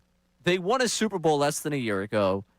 They've now had a winning season every single year the two of them have been together. Made the playoffs every year. They're going to make the playoffs every single year they've been together. And we're talking about whether or not we trust them at a big moment. They've been to 2 Super Bowls. They won one of them. Like, were we in a debate? Yeah, how can we debate it? How can we? I'm guilty of it too. When they don't play well and the offense doesn't look good, I don't know how you don't question Jalen. I mean, I always go back to the quarterback, the coach. But I always go back to I know he did it in the Super Bowl. I never called for him to be benched. Have I wondered exactly what's going on? Of course I have. I think everybody has. But you got to go back to that. It's just when he says I don't trust them in this spot. If he would have said, yeah, this offense isn't what it was, and I just don't think this. Like, you can criticize and say that you don't think they're going to win, but to say that you don't trust them in a big spot's ridiculous to say. And I think Cross and Broad put this out earlier. I didn't. I headline read earlier. Okay, so that's on me. But it said the Eagles deserve more credit for being 9-5 for the tough schedule that they have. And when you live it week in and week out and see the ebbs and the flows of the season, I think we're all pretty justified in the anger over the 3-week stretch that we were subjected to. But overall, looking at some of the opponents on this schedule, to be 9-5 at this point, coming off the Super Bowl, they deserve some credit for that. They do. To the bigger portion of like taking the 40,000 foot view of this whole thing, yeah. But while we're sitting here having this back and forth about why we wouldn't trust them in a big spot, that's like the reason to believe, isn't it? Isn't the reason to believe in this team because they've shown you in a big spot against good opponents they could get the job done? Number one. That's like defense is great, talent's great. They found ways in games you wouldn't imagine them to win. Now, number one's the defense. Because the offense has shown this – the quarterback and the offense have shown that they're not getting the wins this year like they have previously. They found ways to lose games. I mean, that's going to happen in the playoffs, but it's very, very close. And then they have a pedigree. They have a championship kind of pedigree. We just saw them do it. Yeah. And the behavior, even you said like the anger's justified. I mean, it's really not. Some of it's not. I mean, like what we do is justified. What benching Jalen Hurts and the fake take stuff, or if you actually believe he should be benched, then like you're an idiot. Just flat out, you're an idiot. But by the way, like you can be struggling and you don't think Jalen Hurts is good, but also realize that you're not going to bench the starting quarterback that just won a Super Bowl as a Super Bowl MVP. Like it's not going to happen. So anyway, but yeah, I think that it would do us some good to kind of take a step back and be like, you know what, like all right, they're not flawless this year, but yeah, it's about when the playoffs start. Does it feel like this team can win a Super Bowl? Right now, does it feel like they can win a Super Bowl? I'm still not there. Getting there. Yeah, I still need a couple more weeks. I think it's a discuss after the Bills type thing because I really think this Commanders game is is going to serve pretty much the Raiders' purpose at this point. Perfect. And maybe this team just needed to see the ball go through the net. But you know why? That's okay because you have the Bills game. If you just had 2 tomato cans to end the season, and then you think that it's going to be easy, and that's where you come in, you say that we got them now. We just beat the Raiders and we beat the Commanders. No, you got a very good Bills team that's going to be fighting for the same thing. So I mean, and that's ultimately that's what's going to get them there. All right, let's go to Chuck. Chuck's calling from New York. Chuck, go ahead, man. What's up? Punta Cana, Costa Rica. What we're singing in all those places is Feliz Navidad. Cha cha cha cha cha. Oh, that's right. Feliz Navidad. Do we have it later on, Brandon? I won 2 Sixers tickets by picking on our man Ray Dunn's voice earlier today. Oh, congratulations on that hang one. on. So hang on. Let me do this correct, Chuck, because maybe not everybody heard it. So the morning show has been doing their bit where one of the hosts is singing a Christmas song. Guess the caroler. Today was Ray singing Yes. Feliz Navidad, and he got the best reviews of anybody singing so far, I'm told. Which is ridiculous. Right. I was on my way to It a is. doctor's appointment, and I just I have the app, and I went on the app, and I just tuned in, and I hit it right on time, called in, and I was the 5th caller. Lucky me. And you got it with Ray. So it was no doubt it was Ray Dunn? Oh, no, Dickie Dunn all the way. But I will say this. I think I'm about to go on an insane run here. I've got a Powerball ticket. Ray, when I win the Powerball tonight, and I'm like $700 million after taxes rich, I want to already pay for a trip for you and 3 friends wherever you want in the world. I'm in. Week-long trip. I'm in. Win that Powerball There you tonight. What's the Powerball? How much? 1.1 1.25 bill. Is that right? Yeah, I'm going to play tonight. Yeah. So here's what I originally called in for, other than Feliz Navidad, is do you guys watch Hard Knocks? Tanner McKee's bare feet are up like close to Jalen Hurts' face while he's eating leftover Halloween candy. That's odd. Why? It's just I'm watching it right now, and I was just like, what is going on here? Are they sitting? Are they sitting in a meeting? Table? Are they? So he's just sitting around with the feet on the table, and Jalen's eating. But those guys are animals. Jalen's eating a cookies and cream Hershey's bar, which is a suspect choice in itself. I still love the man, but it is. But I just saw the bare feet, and I was like, what's going on here? Like, how do you put your bare feet up in front of another man while he's eating candy? Great questions, Chuck. Thank you. That would not be one of the candy bars I would choose. What are we in December right now? Yeah. My kids' candy's almost gone, and they had a lot of it, and I ate it. Yeah. Nobody else ate it for the most part. I mean, at this point, you have to be clearing it out. If you haven't taken care of it, it's free game. But last year I didn't have anything. Last year it was like, and then I was get it out of here. I don't want to see it. This year I wasn't asking anybody to take it away. I've put on 8 pounds since I started back on the radio. It's the stress I'm bringing you daily. It's no stress. I just don't have the time to work out and be healthy and things like that. Yeah, I've also experienced that. I was lucky I got sick last month because that kind of shedded everything that I had put on. Brought your weight down. Yeah. Very healthy. Yeah. Well, hey, if it was going to happen, I might as well lose some weight off of it. Yeah, the NFL locker room, a bunch of animals in there. Yeah, that's not my scene. No. Yeah, I wouldn't like someone's feet up on while I'm eating a candy bar. Yeah. Why you got your feet in someone else's face? I don't need people. What about somebody that takes their shoes off or wears sandals on flights? Oh, totally out. Yep. Anti. Can you take your shoes off with socks? No. Keep your shoes on. Thoughts? This is society. Shoot. If it's like slides and like they slide off your feet a little bit, I think that's acceptable. Why are you wearing slides? With socks? Well, because it's easier to get through. You got to take your shoes off and everything else. That's where I would see that being something. All right, how about this one? Longer flight, like California. So you're going 5.5 hours. Right. Okay to slip the shoe off while you're sleeping. Get a little bit more comfortable. No. It depends on who you're sitting with. If you're next to strangers, I'm not taking my shoes off. If it's my wife and my kids or something, the shoes are coming off. Because you're more comfortable. No. Wear comfortable shoes. Well, wait, no. If shoes were as comfortable as not having shoes, you could wear shoes to bed. Just get a pair of shoes that you wear to bed. They're not dirty. But no one's going to do that because it's not as comfortable. Yeah, but we're sitting here in a studio for 4 hours. It's a 5-hour flight. If you took off your shoes at any point over the 4 hours, it'd be weird. But I'm not going to sleep here. I'm trying to. When you're on a plane, I'm not getting up and going to the bathroom, going in the studio, trying to do stuff for the show. So I guess maybe I'm a strange example because I can fall asleep just about anywhere. Me too. So it really doesn't matter to me, shoes or not. I could probably, I've never tried it. I could probably fall asleep standing up. Bringing takeout onto a plane and eating. No. That's No. I had somebody with crown fried chicken sit. There was two people that I always sit window when given the option, and I had two people that sat next to me with crown fried chicken. Big bag of it. No.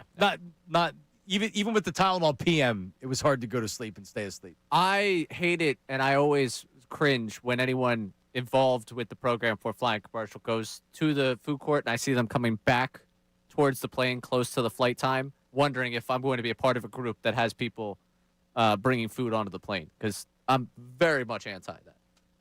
Yeah, just eat before you get on the plane. Get there early enough to eat before the plane. Or get some peanuts and a Slim Jim or something. Get a drink. Eat the Biscoff and take your Sprite like the rest of us. Damn it. Would have been I've had a combination platter in the same, not next to me, but sitting aisle seat. What do you mean? A Chinese combination platter. Egg roll, fried rice, and some type of chicken.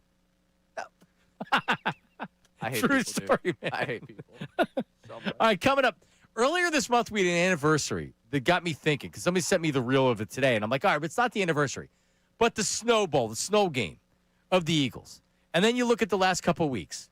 Are we ready for a dome stadium in Philadelphia? That's coming up next. Middays with Marks, 97.5 The Fanatic.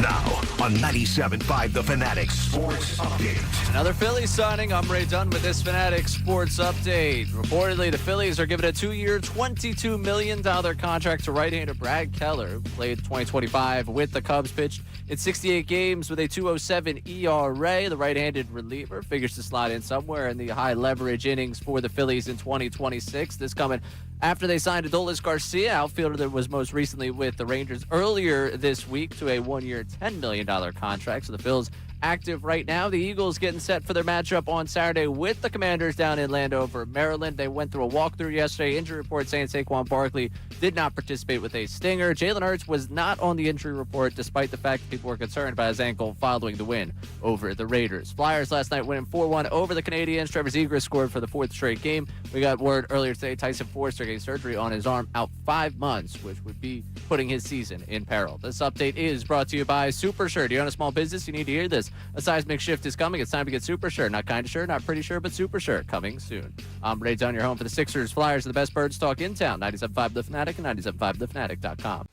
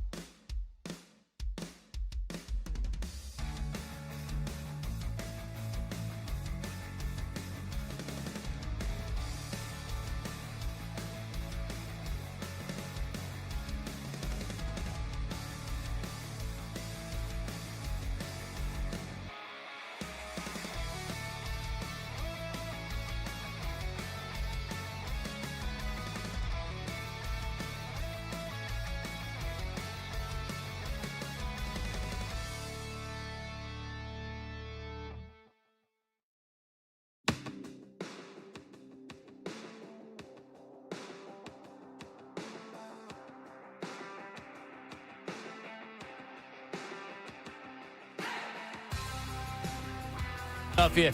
A Beasley Media Group station broadcasting live from the Comcast Business Studios, powering possibilities. Middays with Marks. Me, I'm John Marks. Ray Dunn. Brandon Dutz is running the board today, producing. Nate Tennyson in the back. What's up, everybody? As we have big 1 o'clock hour coming up.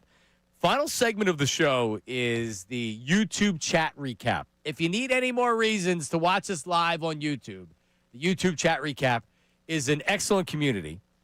So please subscribe to 97.5 The Fanatic on YouTube. Smash the subscribe button is what they say. Or what they said last year. So there's probably new terms for it. Yeah, hit that subscribe button. Our buddy Andy in Lambertville sent me a nice picture of the claw that he's enjoying. He's got the White Claw pack open. Opening at noon. He's drinking already? Yeah. Yeah. We have a solid audience of early boozers. We apply is that to the the midday early, audience? Yeah, we applied. Yeah. Especially right now, people that are just burning PTO. You know. I guess that's true. We are a little premature for the PTO burning, isn't it? Don't you do that next week? Where was Connor today? Well, but a little bit different with us because we can't just. I mean, honestly, once when I had enough vacation times, I worked somewhere for a while, and then I was pretty much off from when the book ended. You went into the holiday book, I'll be like, all right, my last day's like today, and then I'm off for the rest of the year. Yeah, I know someone here that used to pull that one as well. It did a couple 2 weeks. So it would be like, oh, I'm not seeing you until the holiday. Oh, no, you're not seeing you until the new year. I don't blame anyone for doing it. But not this year. Not this year. Not this year. No, we got a show to grow. So, Yeah. So make sure that you're on YouTube and you're doing that. But why did I say that? Oh, the YouTube thing. I don't remember where I was going with this, right? They were calling you something in the YouTube chat. Oh, well, they were, but that's not what I was. Okay. Well, the YouTube chat recap's coming up in the last segment, and also in the last segment. Yes, that's what I was bringing up.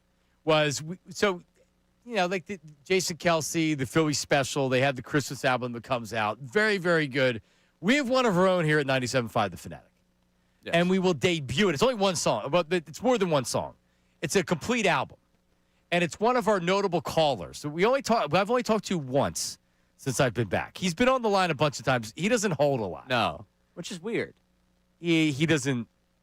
He don't want to be though. He gets mad if he doesn't get on right away. He also doesn't stay in one place very long, from what I understand. Very true.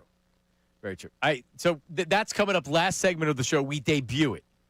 All right. It's our own Christmas album here on 97.5 The Fanatic. All right. What did I even tease here? I'm sorry. I'm all over the place here. We did we're doing something with the stadium, the dome. Yeah. All right. I've always been a guy that has been, no, football, you need the outdoor atmosphere. You want the cold, you want the home field, you want the snow. And then as I've gotten older, go figure, the less and less I've wanted to deal with the weather. Yeah. And I've officially, even like semi-recently, come around to the idea, accepting of the idea that the Eagles, when they build their new stadium, it's going to be a dome stadium. With the designated hitter, Ray, I was so anti-DH for so long because it changes the entire strategy of the game. But you get to a point where you realize it's coming and I can't stop it and I'm not going to fight it. I'm going to accept it. So when it actually became a full-time thing, it was like, okay, well, I'm fine with the DH now. I'm not going to argue about it anymore. That's kind of where I got with the Dome Stadium, and then I embraced it a lot more. But my buddy Joe Greer sent me a reel this morning of the Snow Bowl, the snow game with the Eagles back in, I guess, 2013. And I thought it was the anniversary. That's why he sent it to me. But it was earlier this month. It was December 8th that it happened.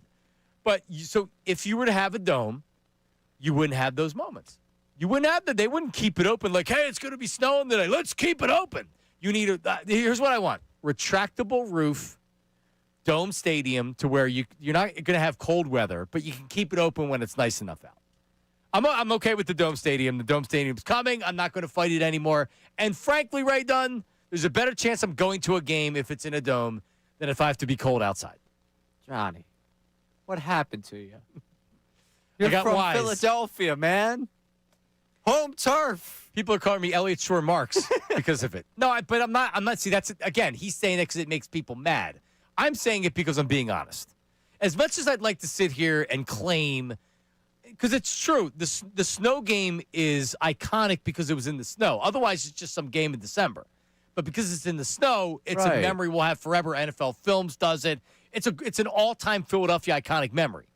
But what trying about to take that from us? What about the 99 out of 100 games that aren't that? Saquon running through the snow, smashing his helmet against the Rams. That Bears game on Black Friday, I mean, I'm telling you, you're talking about the Brinks truck for me to go sit outside in a game like that. Last week against the Raiders, there were a lot of available tickets for that game. You don't want it enough. This home field we've got here is real. Yeah, I'm not. That's not me. Nah, come on. We could get Jared Goff to choke in a big spot. I want it. Showing up to a 1 o'clock game, it's 8 a.m.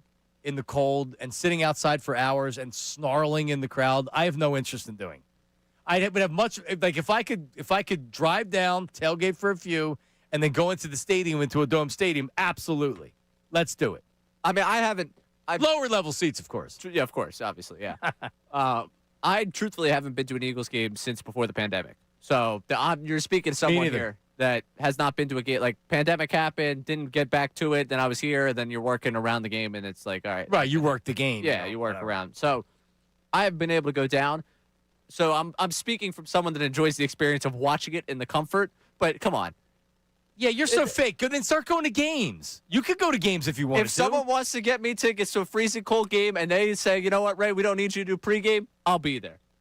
Okay. Until then, I can't. I'm only speaking for the home field here. I want the home field. I want the feeling of it being cold. There's something about it. I feel like I'm going to go down the Jason path and doing a little cousin impression here, but talking about football weather, man.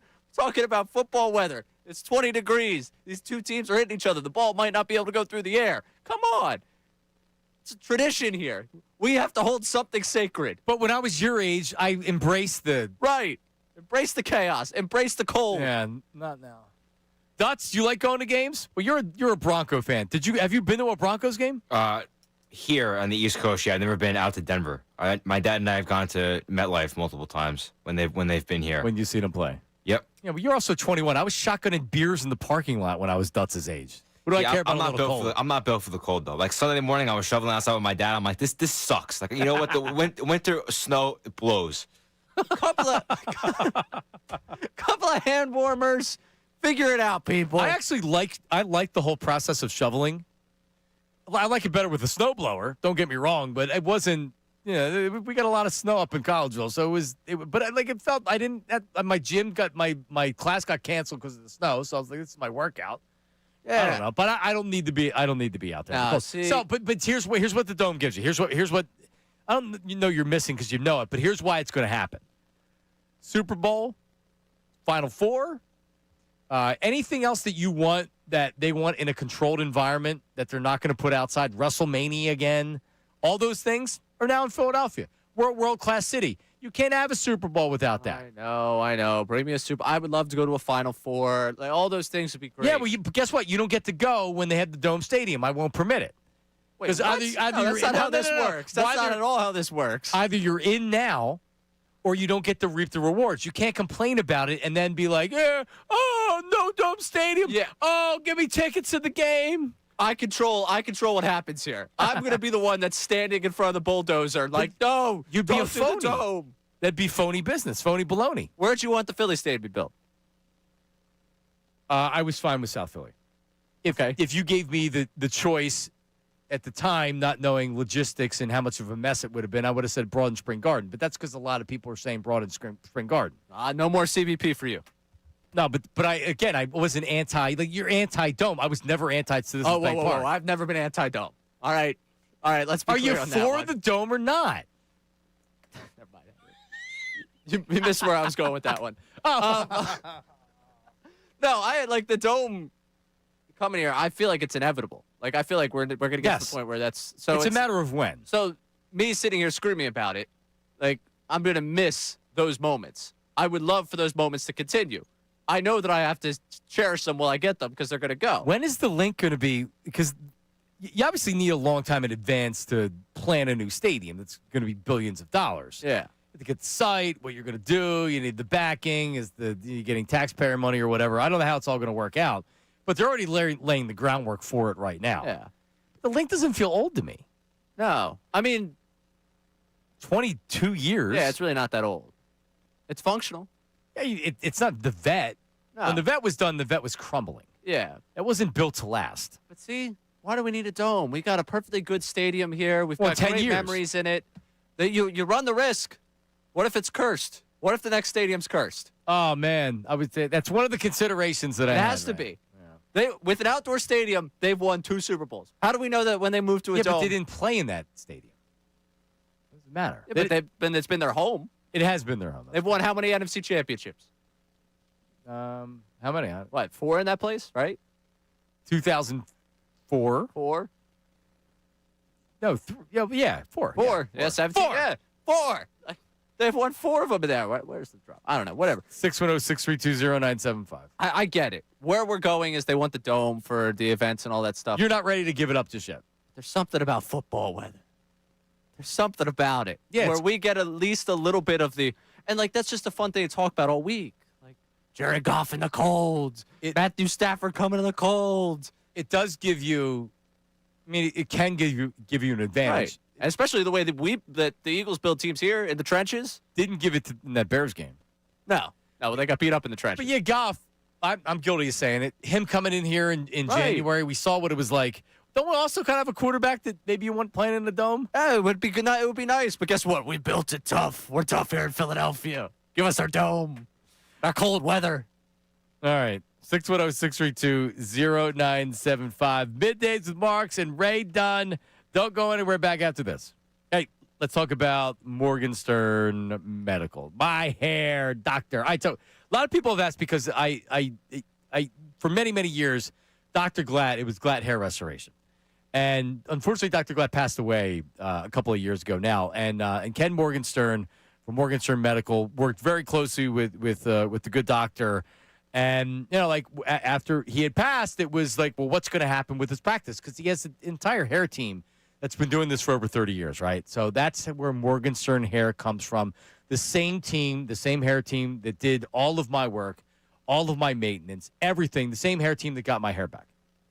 So that's what you're dealing with, over 30 years of experience. So you're talking about the most success. You're talking about the most experience in the business, and that's what you're getting. So if you're in the algorithm or you maybe seen some ads online, Instagram, Facebook, whatever it is, talking about getting your hair back, well, I can tell you this.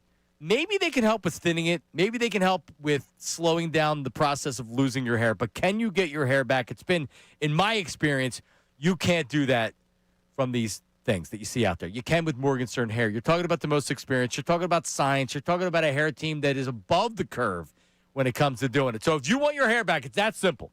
You want it back, the same hair that you had when you were younger, when it's full and thick, you can get it done and get it done with Morgenstern Hair. The website, morgensternhair.com. That's Morgan with an E. Morgensternhair.com. Or you can call their office at 610-980-4000. 610-980-4000. Morgensternhair.com.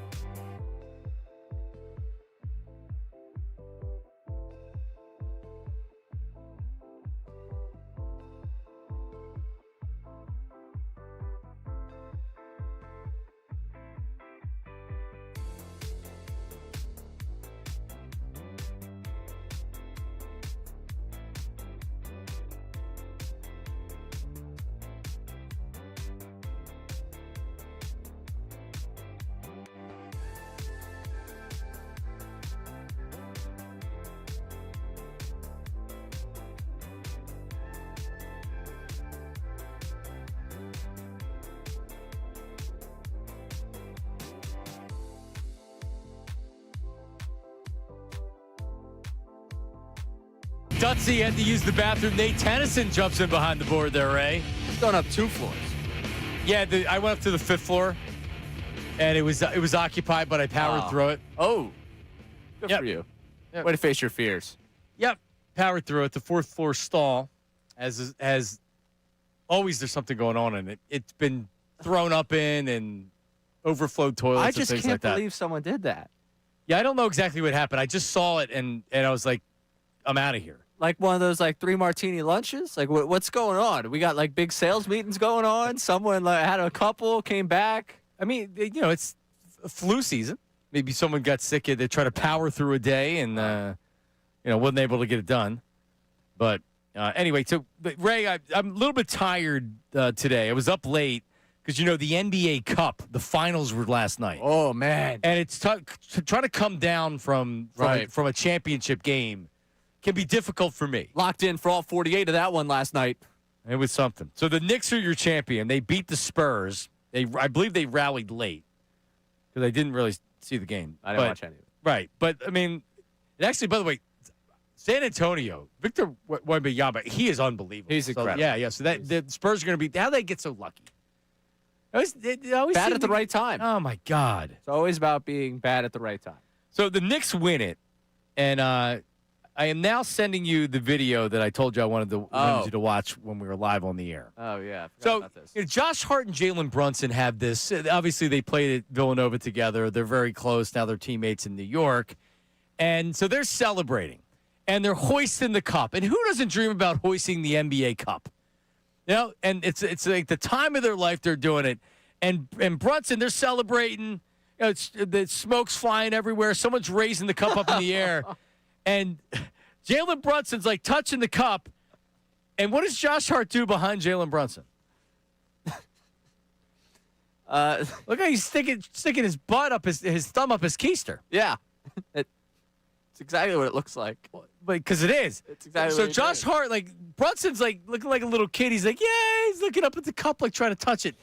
And Hart, it's like when you tap somebody on the back, but you're not looking at him and you try to pretend it's not you. That's what he tried to do, was sticking his thumb. And this isn't this is over the shorts. Yeah. This is just, over the shorts, but he's still he sticks the thumb to where it goes up he's trying to fool around putting it up in his keister. Yeah. You know the story about how Hart and DiVincenzo apparently got into a brawl at Villanova? Every time Josh Hart has an interaction with anyone, I understand why Dante DiVincenzo would want to fight him. DiVincenzo also wants to fight other people, too. Yeah. I think it's a combination of both. Yeah, Hart just seems like everyone's got a buddy that, if it came down to it, you would probably try and fight them just because they're annoying as all. Well, Hart seems like that guy, that he's just that person in your life that you love to have around because he keeps things interesting, but there are moments where you absolutely want to just kill the guy. And it seemed like in that moment, Brunson turns around dude, we just won something. Please, not right now. Could you be a normal person for just 5 minutes? Just 5 minutes. So my take on it is that, how are you friends with somebody that's a common practice or that's something they do? If we're it's New Year's Eve and we're all celebrating and a friend of mine puts his finger up my butt or fools around that he's going to do it, no, you're not my friend. That's a drop right there. Well, if you're not my friend. No, but you're not my friend. I won't mention names, and at least one of them works in the media. Oh, but there's a story that he pantsed them at publicly pantsed them. Oh, and I think the boxers might have come down too. Oh, or at least partially. Oh, and maybe boxers didn't come down, but the pantsing definitely happened. And subject one couldn't believe that the person that got pantsed was really angry with him. Yeah, and my reaction was, dude, I'd probably not talk to you. I would definitely never be friends with you again. If you're going to pants me, what are you in a fraternity? Jesus, are you drunk at a fraternity party? You think it's funny? I'm not friends with you. All right? And if this is the guy Josh Hart is, I don't need and this isn't me being old man, get off my lawn. All right, so this is what you guys do? No, I can't say that I'm participating in this, but it's he's trying to have some good fun here. Not the way I would go about the good fun, but some good fun. It's what he's trying to mess with his buddy, and when he does that, I would not. This is not my idea of fun. This is clearly Josh Hart's idea of a good joke. And Josh Hart, he tweets out the video "Damn" in 4K with 4 laughing Well, and that's the emojis. thing. It's so like he's trying to have fun with it. Yeah. Here's the problem, Josh. That's on. You know that's on camera. When do you think your celebration of winning something is not on camera? I don't know if he's thinking that in the moment. This is just him. Yeah, this is just him. That's what I'm saying. This is his idea of a good joke because there's no way he hasn't pulled this with Brunson before. Again, he's the type of guy you would probably want to swing on if he's your friend. What else does he? I want to know what else he does. I don't know. This is just like, their no, dynamic. No, thank you. All Yeah. of them talk about how annoying Hart was at Villanova. So this seems like it's right in character for him. It does. You're right. Yeah. So and he went to Villanova, by the way. At least Temple players that aren't doing this. Hey, I'm not going to say it. People are expecting me to take a shot at Villanova. I'm going to take the high road on this one. I'm not going to do it. I'm not going to do it. Temple players are looking at point spreads. They're not as worried about There you doing go. this. Proud Temple grad Johnny Marks. I had to say. I knew it was coming. I was waiting for it. Oh man, I hate that Knicks team. I really do. Oh, they're so annoying. But I also wish they were ours. Not Josh Hart, but I wish they were ours. Oh, Josh Hart would be beloved here. You kidding me? Yeah, for sure. And Brunson too. Yeah. I hate Brunson's game. I hate it. He's good, man. Except you would love it here. I would love it. And I love Maxey. I'm not trying to say replace him with Maxey. No, bring him with Maxey. Small backcourt. Yeah. You get cooked defense. Yeah, no, and honestly, I really like what you have with Edgecombe and Maxey. Yeah. For sure. Because of this NBA Cup, they don't play for 5 days, which is like, all right. Weird. Yeah, you just start the season in October, you get a week off in December, but they need to do it for the NBA Cup. I know Charles Barkley called it somewhat embarrassing, the NBA Cup. Yeah. It's just, like, at some point, like, I know Silver's trying to do it because then you're selling the venue, then you're selling corporate sponsorships, then you're spelling it to the networks and everything else. Nobody cares because everybody recognizes what it is. This isn't Europe, and this isn't soccer. You can do those kind of things because that's what fans, that's how they grew up. That's what it is. They know it. No tradition. Yeah, those things mean stuff. That's just how the season's broken up. You can't do this to the NBA in 2024. It's just the start, whatever started. Oh, yeah, we're just going to have this in-season NBA Cup because we say we're going to do it. They want to get your attention. They wanted to get it to Vegas, try and sell it to Vegas, and now apparently it's not going to stay in Vegas. Because people weren't sellouts, Well, right? yeah, they're trying to prove that Vegas is a viable market, and they did a poor job of trying to prove that with this event. Yeah, I mean, I guess. I don't know. They said, by the way, potential to go to historic college locations for future NBA Cup finals. So smaller gyms. I don't know. I just know of a historic place. Vegas is just a bad spot because if you have your own team, then maybe they'd support it. Maybe. But if you're and Las Vegas is definitely how many people actually grew up in Las Vegas? Not a ton in that area. So who's saying like, hey, honey, you want to go check out the Knicks and the Spurs tonight? And you're like, huh? You don't have pro basketball there. My Vegas as a sports market is a bachelor party plan. That's what it is. It's not for the fans of Vegas. It's for the fans of every other team to end up in Vegas. Well, so my brother-in-law lives in Vegas, and they'll go to Raiders games and stuff. He likes hockey, so they'll go to Golden Knights games. That seems like and it's they're taken off good. there. The Golden Knights seemed like with the start they got off to. Yeah. They're also good. I think you could do that with basketball. I mean, there's enough people there to support it. It's just when it's just two teams. It's a regular season game in December by the holidays. It's just two teams. Yeah. It's also a tough time to travel. Yeah, ridiculous. It's all in all, it's not a good idea. No, it's not. No, it's not a good idea. But if they brought it to the Palestra, I'm in. Yeah, that's not.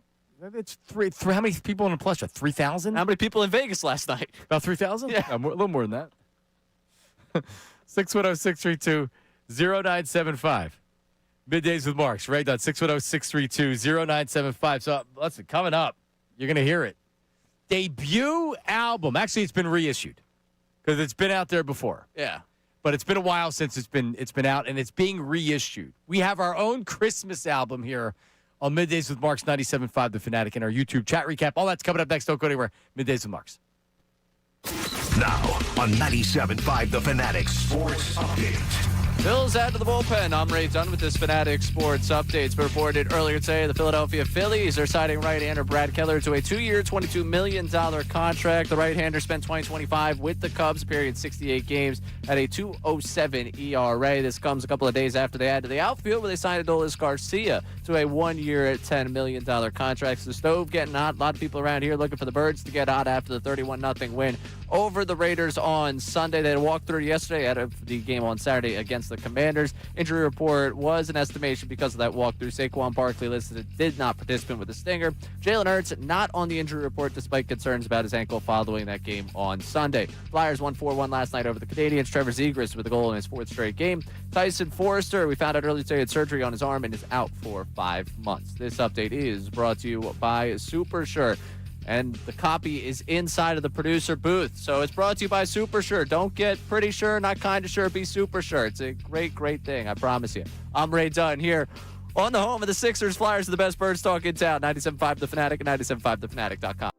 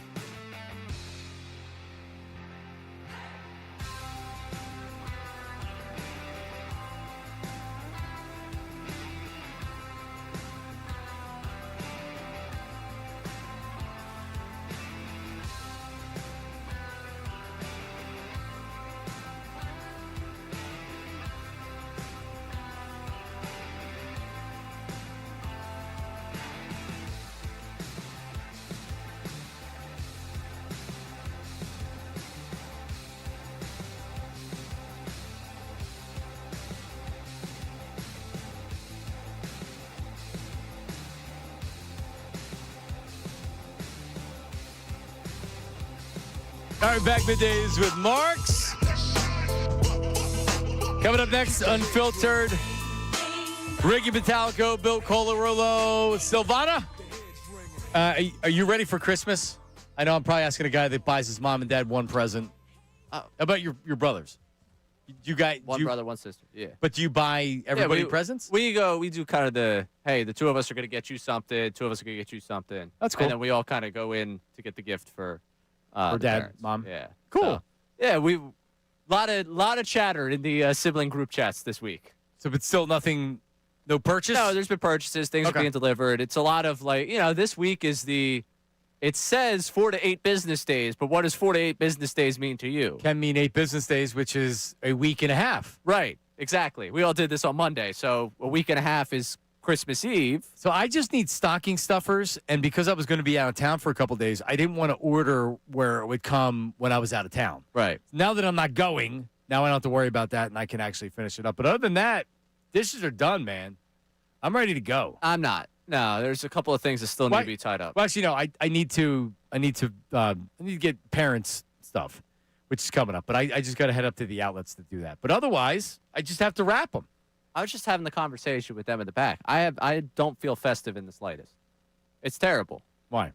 I just haven't the holiday. Like at least I went home and we did something on Sunday, like family. Oh look, the tree, you got the tree all decorated, all that stuff. So that was nice. Well, living on your own, you're not as festive because you don't see the tree, you don't see the family. I like to go down to Christmas Village. I haven't been there yet. I need a little bit of Christmas spirit going. You're too busy for all that stuff. Yeah.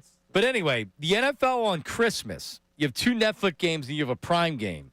Man, did they get they got screwed. Yeah. Because you have first game, Dallas at Washington. So that's Mariota against a essentially eliminated team from the playoffs and the Cowboys. Jarrah says they're battling to the end. Well, that may be the case, but they have a 1% chance of making the playoffs. So that game's like, eh. Then you have Detroit at Minnesota. I like Detroit. And Minnesota actually looked good. This is the best game. Yeah. Because I want to see I want to see Minnesota play a game. McCarthy has looked good. He's also looked horrible, and I do like watching Detroit. I like that team.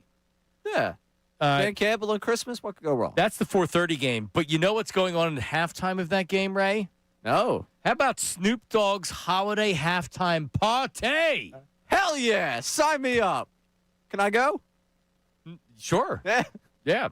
That's a downtown Minneapolis is awesome. Great city. Even this time of year, beautiful city. That's Love nice. it. Very cool. Never been. And then Amazon Prime, the late game, Denver, Kansas City. So Gardner Minshew against Bo Nix. Steve Young / Bo Nix. That's honestly a perfect 8 o'clock game on Christmas. You'd be asleep by halftime. So I don't have to watch it. Yeah. But you know what, though? I kind of still want to see that if Denver's for real or phonies. Because who cares about the Chiefs? Right. I want to see what Denver looks like. And honestly, you might have a couple, enough First throughout half. Christmas where it's entertaining to you. Oh, look, Gardner Minshew's playing again. Yeah.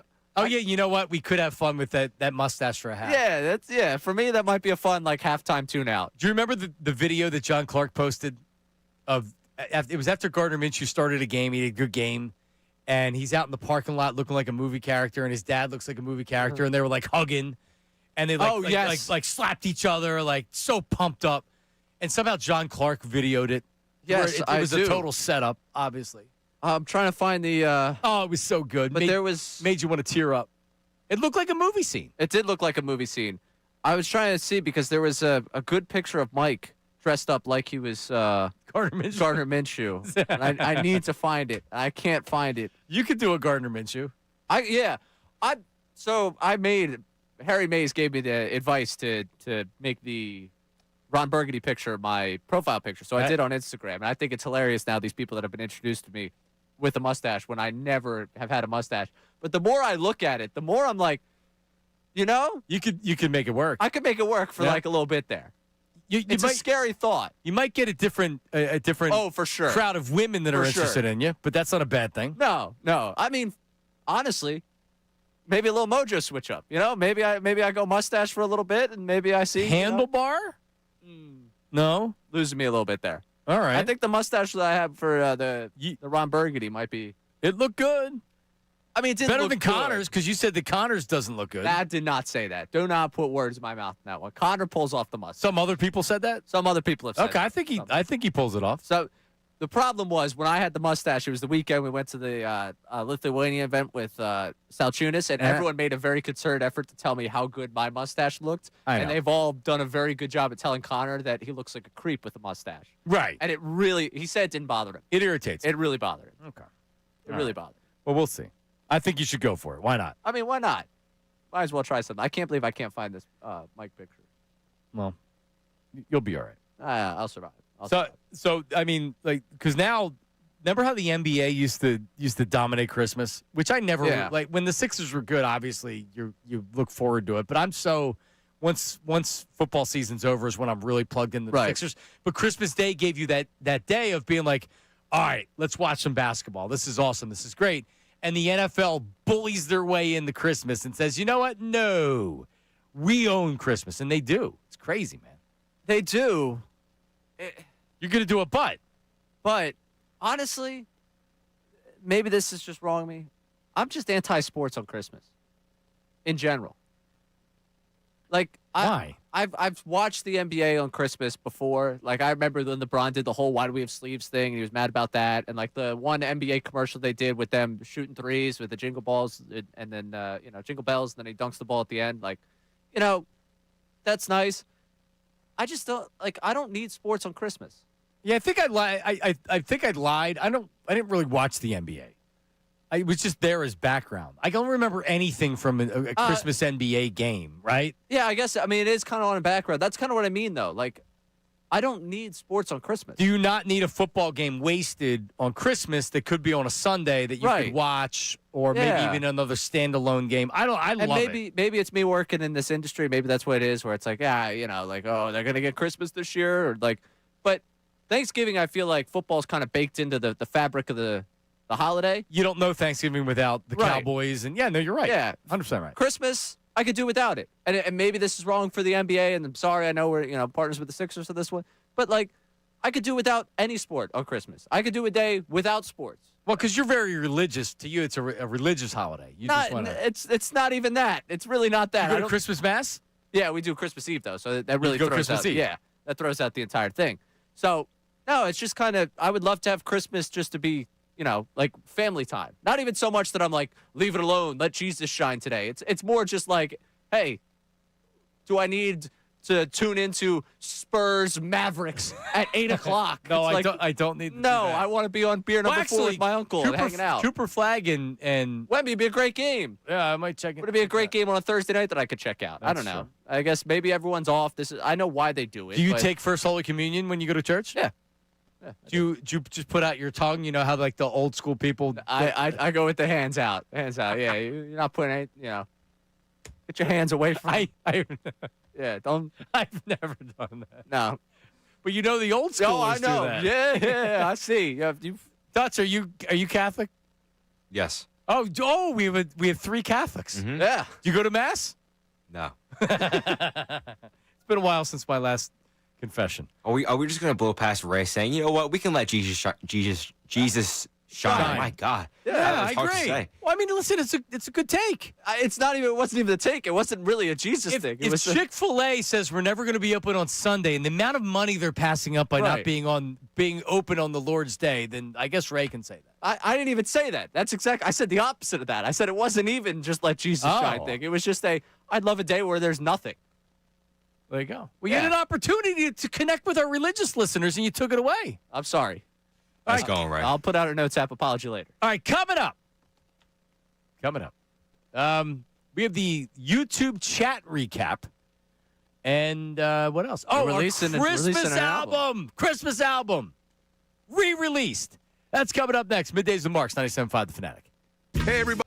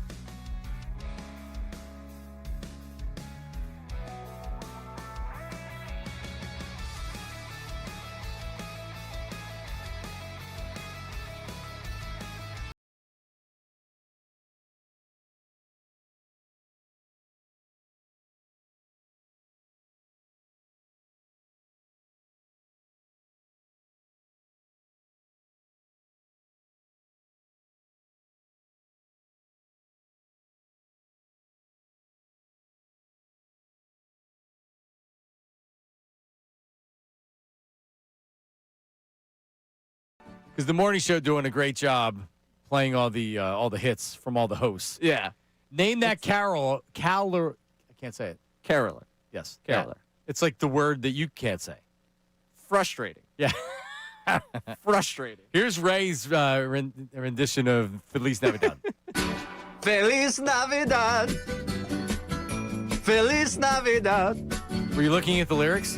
Feliz Navidad. Prospero año y felicidad. Feliz Navidad. Is there more to come? Feliz I Navidad. want to hear you roll the tongue. Feliz Navidad. Prospero año y Like a pro. felicidad. That's a lead. Wanna wish you a Merry All right, Christmas. I don't need to hear any more. Now. I wanna wish. Oh, that was fun to record. So, do you speak? If you went to a Spanish-speaking country right now, would you be able to communicate? No. You can just roll the tongue. I can just roll the tongue. Okay. Yeah. No, I was what, 3 or 4. That's a Springford education right there. I took Spanish for what, 7th through 11th. Yeah, that's just. I mean, but I was bad at Spanish too. I can't roll the tongue like that. You just have to have you're gifted with you're a play-by-play guy. Yeah, that's it. So you're fine. Yeah. It was fun. I sometimes, and Matt can attest to this, when I get back there recording things, I just get especially at 2:00, my brain's burnt.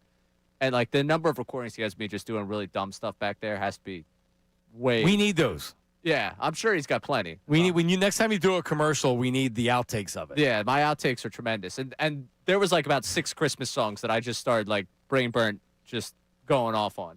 I thought they were going to use a different Christmas song I recorded. Oh, so you recorded more than one?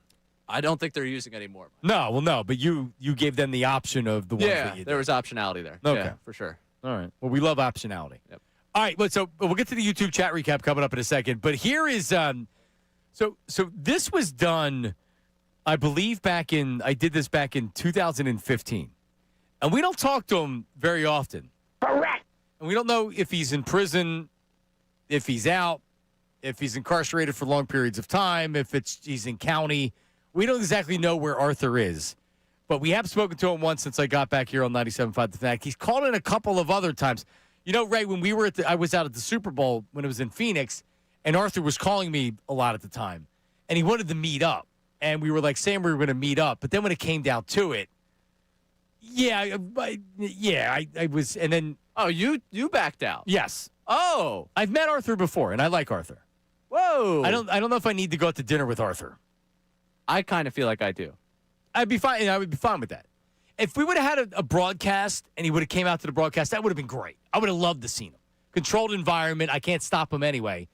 But I would have loved to see Arthur at that point. But meeting up with him in a bar or something like that, which is what he was pitching. So then I didn't put him on the air right away, and I think he got annoyed. I would. Honestly, I'm more like, the broadcast would be nice if he showed up. I'd love to meet him at a bar and have a couple of drinks and just really get to know what's going on with Arthur nowadays. Well, anyway, Arthur, people may not know this with that beautiful voice that he has. He's also a professional singer. So we got together and we said, Arthur, what can we do for the great people of the Delaware Valley around Christmas time? And we came up with a very Arthur Christmas. Some things never change. Like the songs that make the holidays so special. 97.5 The Fanatic and Arthur bring you a very Arthur Christmas. Just hear the sleigh bells jingling, ring, ring, tingling too. Come on, it's lovely weather for a sleigh ride together with you. Heard across homes in North Jersey. Oh, Christmas tree, how are the leaves so verdant? Only a very Arthur Christmas brings you all these timeless classics. Oh, the weather outside is frightful, but the fire is so delightful. And since we no place to go, let it snow, let it snow, let it 97.5 The Fanatic, a very Arthur Christmas. North Jersey's best loved Christmas collection in vintage MP3. Silent night, holy night, all is calm. You'll get many holiday favorites and lots of holiday fun. You better watch out, you better not cry, you better not pout, I'm telling you what. Santa Claus is coming Each song brings the wonder of Christmas into your home. Making a list. Download Checking your it free copy twice. today Wanna at find out who's 975thefanatic.com naughty and and enjoy nice. the Arthur-filled treasury of Christmas for years to come. A very Arthur Christmas. A holiday classic for the ages. I don't know if it's actually up on the website just yet, Ray. I'm sure we can tweet that out. Do we have an album cover? I had a picture. I had a couple pictures with Arthur, but I couldn't find them. My iPhone. I probably have 100,000 photos in it. At some point, there was a picture with me and Sean and Arthur, and it was out in where the Fanatic sign is out by our couch. But I couldn't find it. I literally spent one day I was looking through it for an hour, and I'm like, I can't find it. I've spent too much time on this. We're going on the air. What am I doing? So I wanted to come up with a album cover. That was just great. Yeah, so there you go. Well, it may be available if we put it out there on social media. Correct. Let's get to the YouTube chat recap. What do we got there? It's time for the YouTube chat recap. How about filling us in? Let me tell you something else, man. Watch us live on YouTube every single weekday. I can't lie. Let me tell you something. It's the Middays with Marks YouTube chat recap. All right, hit me, Brandon. Ray is chiming in today instead of smoking a cig behind the glass. Real man of the people. If Bayless from the YouTube chat. You think I would smoke cigs in that studio? No. Of course It's not. not the old days. No. No, not the old days. All right. Harper would need to get out of the 3-hole in order for him to have protection. Not totally sure he's willing to do that. Neil from the YouTube chat. I think you would. No, look at it this way. All right. Hey, Bryce, you can have Alec Boehm hitting behind you. You can have Kyle Schwarber hitting behind you. I think it's an easy decision. And also, it used to always be the number 3 hitter was the best hitter in your team. Your cleanup hitter would be second, but your three hole, like Barry Bonds batted third. Now there were times where they flip flopped them because Jeff Kent was struggling, and then Kent got going because they wanted to throw him fastballs because Bonds was coming up next. But who hits behind you is a big thing. And there's no doubt in my mind that Bryce Harper mentally changed what he did last year because he was trying to make too much happen, and he wasn't getting the same pitches to hit. Because guess what? Like, I'm not going to throw you strikes because I have Boehm coming up next, and I don't fear him. 14 games a season ago. He had a 900 OPS batting second. 305, 391, 508. That's the slash line. Sign me up for it. Also, remember the one game they had him lead off?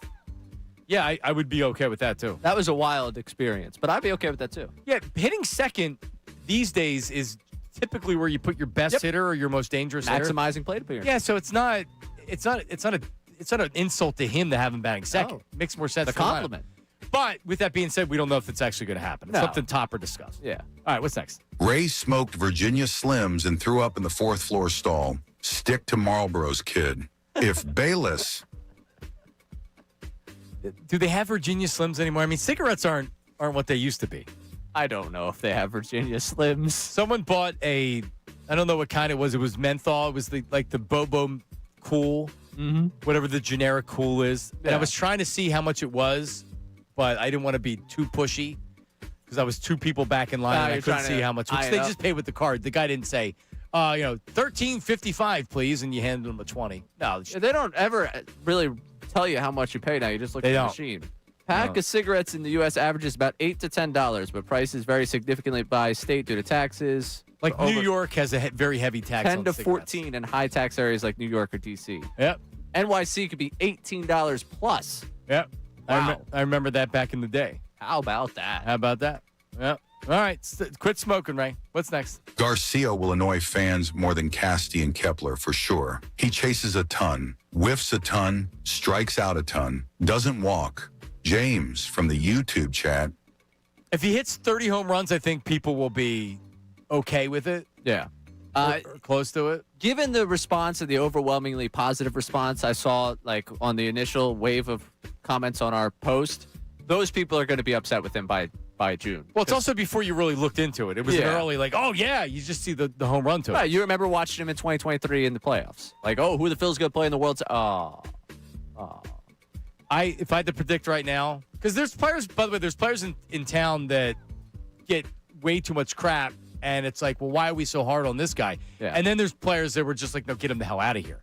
And Castellanos turned into that. Yep. We were like that with Castellanos for a while, and then he would do well, and we would just shut up about it. All right, any more, Brandon? You guys are wild. I'm going tank top, slides with socks, and a giant jersey Mike's Italian hoagie. Middle seat 2, I'm tall and need the leg room so knees spread out. 5-hour flight to Cali, I need to be comfy. Gavin from Freehold. Yep. I'm not sitting next to Gavin. Gavin, you sound like a great guy, but no. Nothing better than when you don't have anybody next to you. Oh, You have it's the the best. entire row to yourself. Oh, it's the best. Shoes are off. I'm laying down like it's a bed.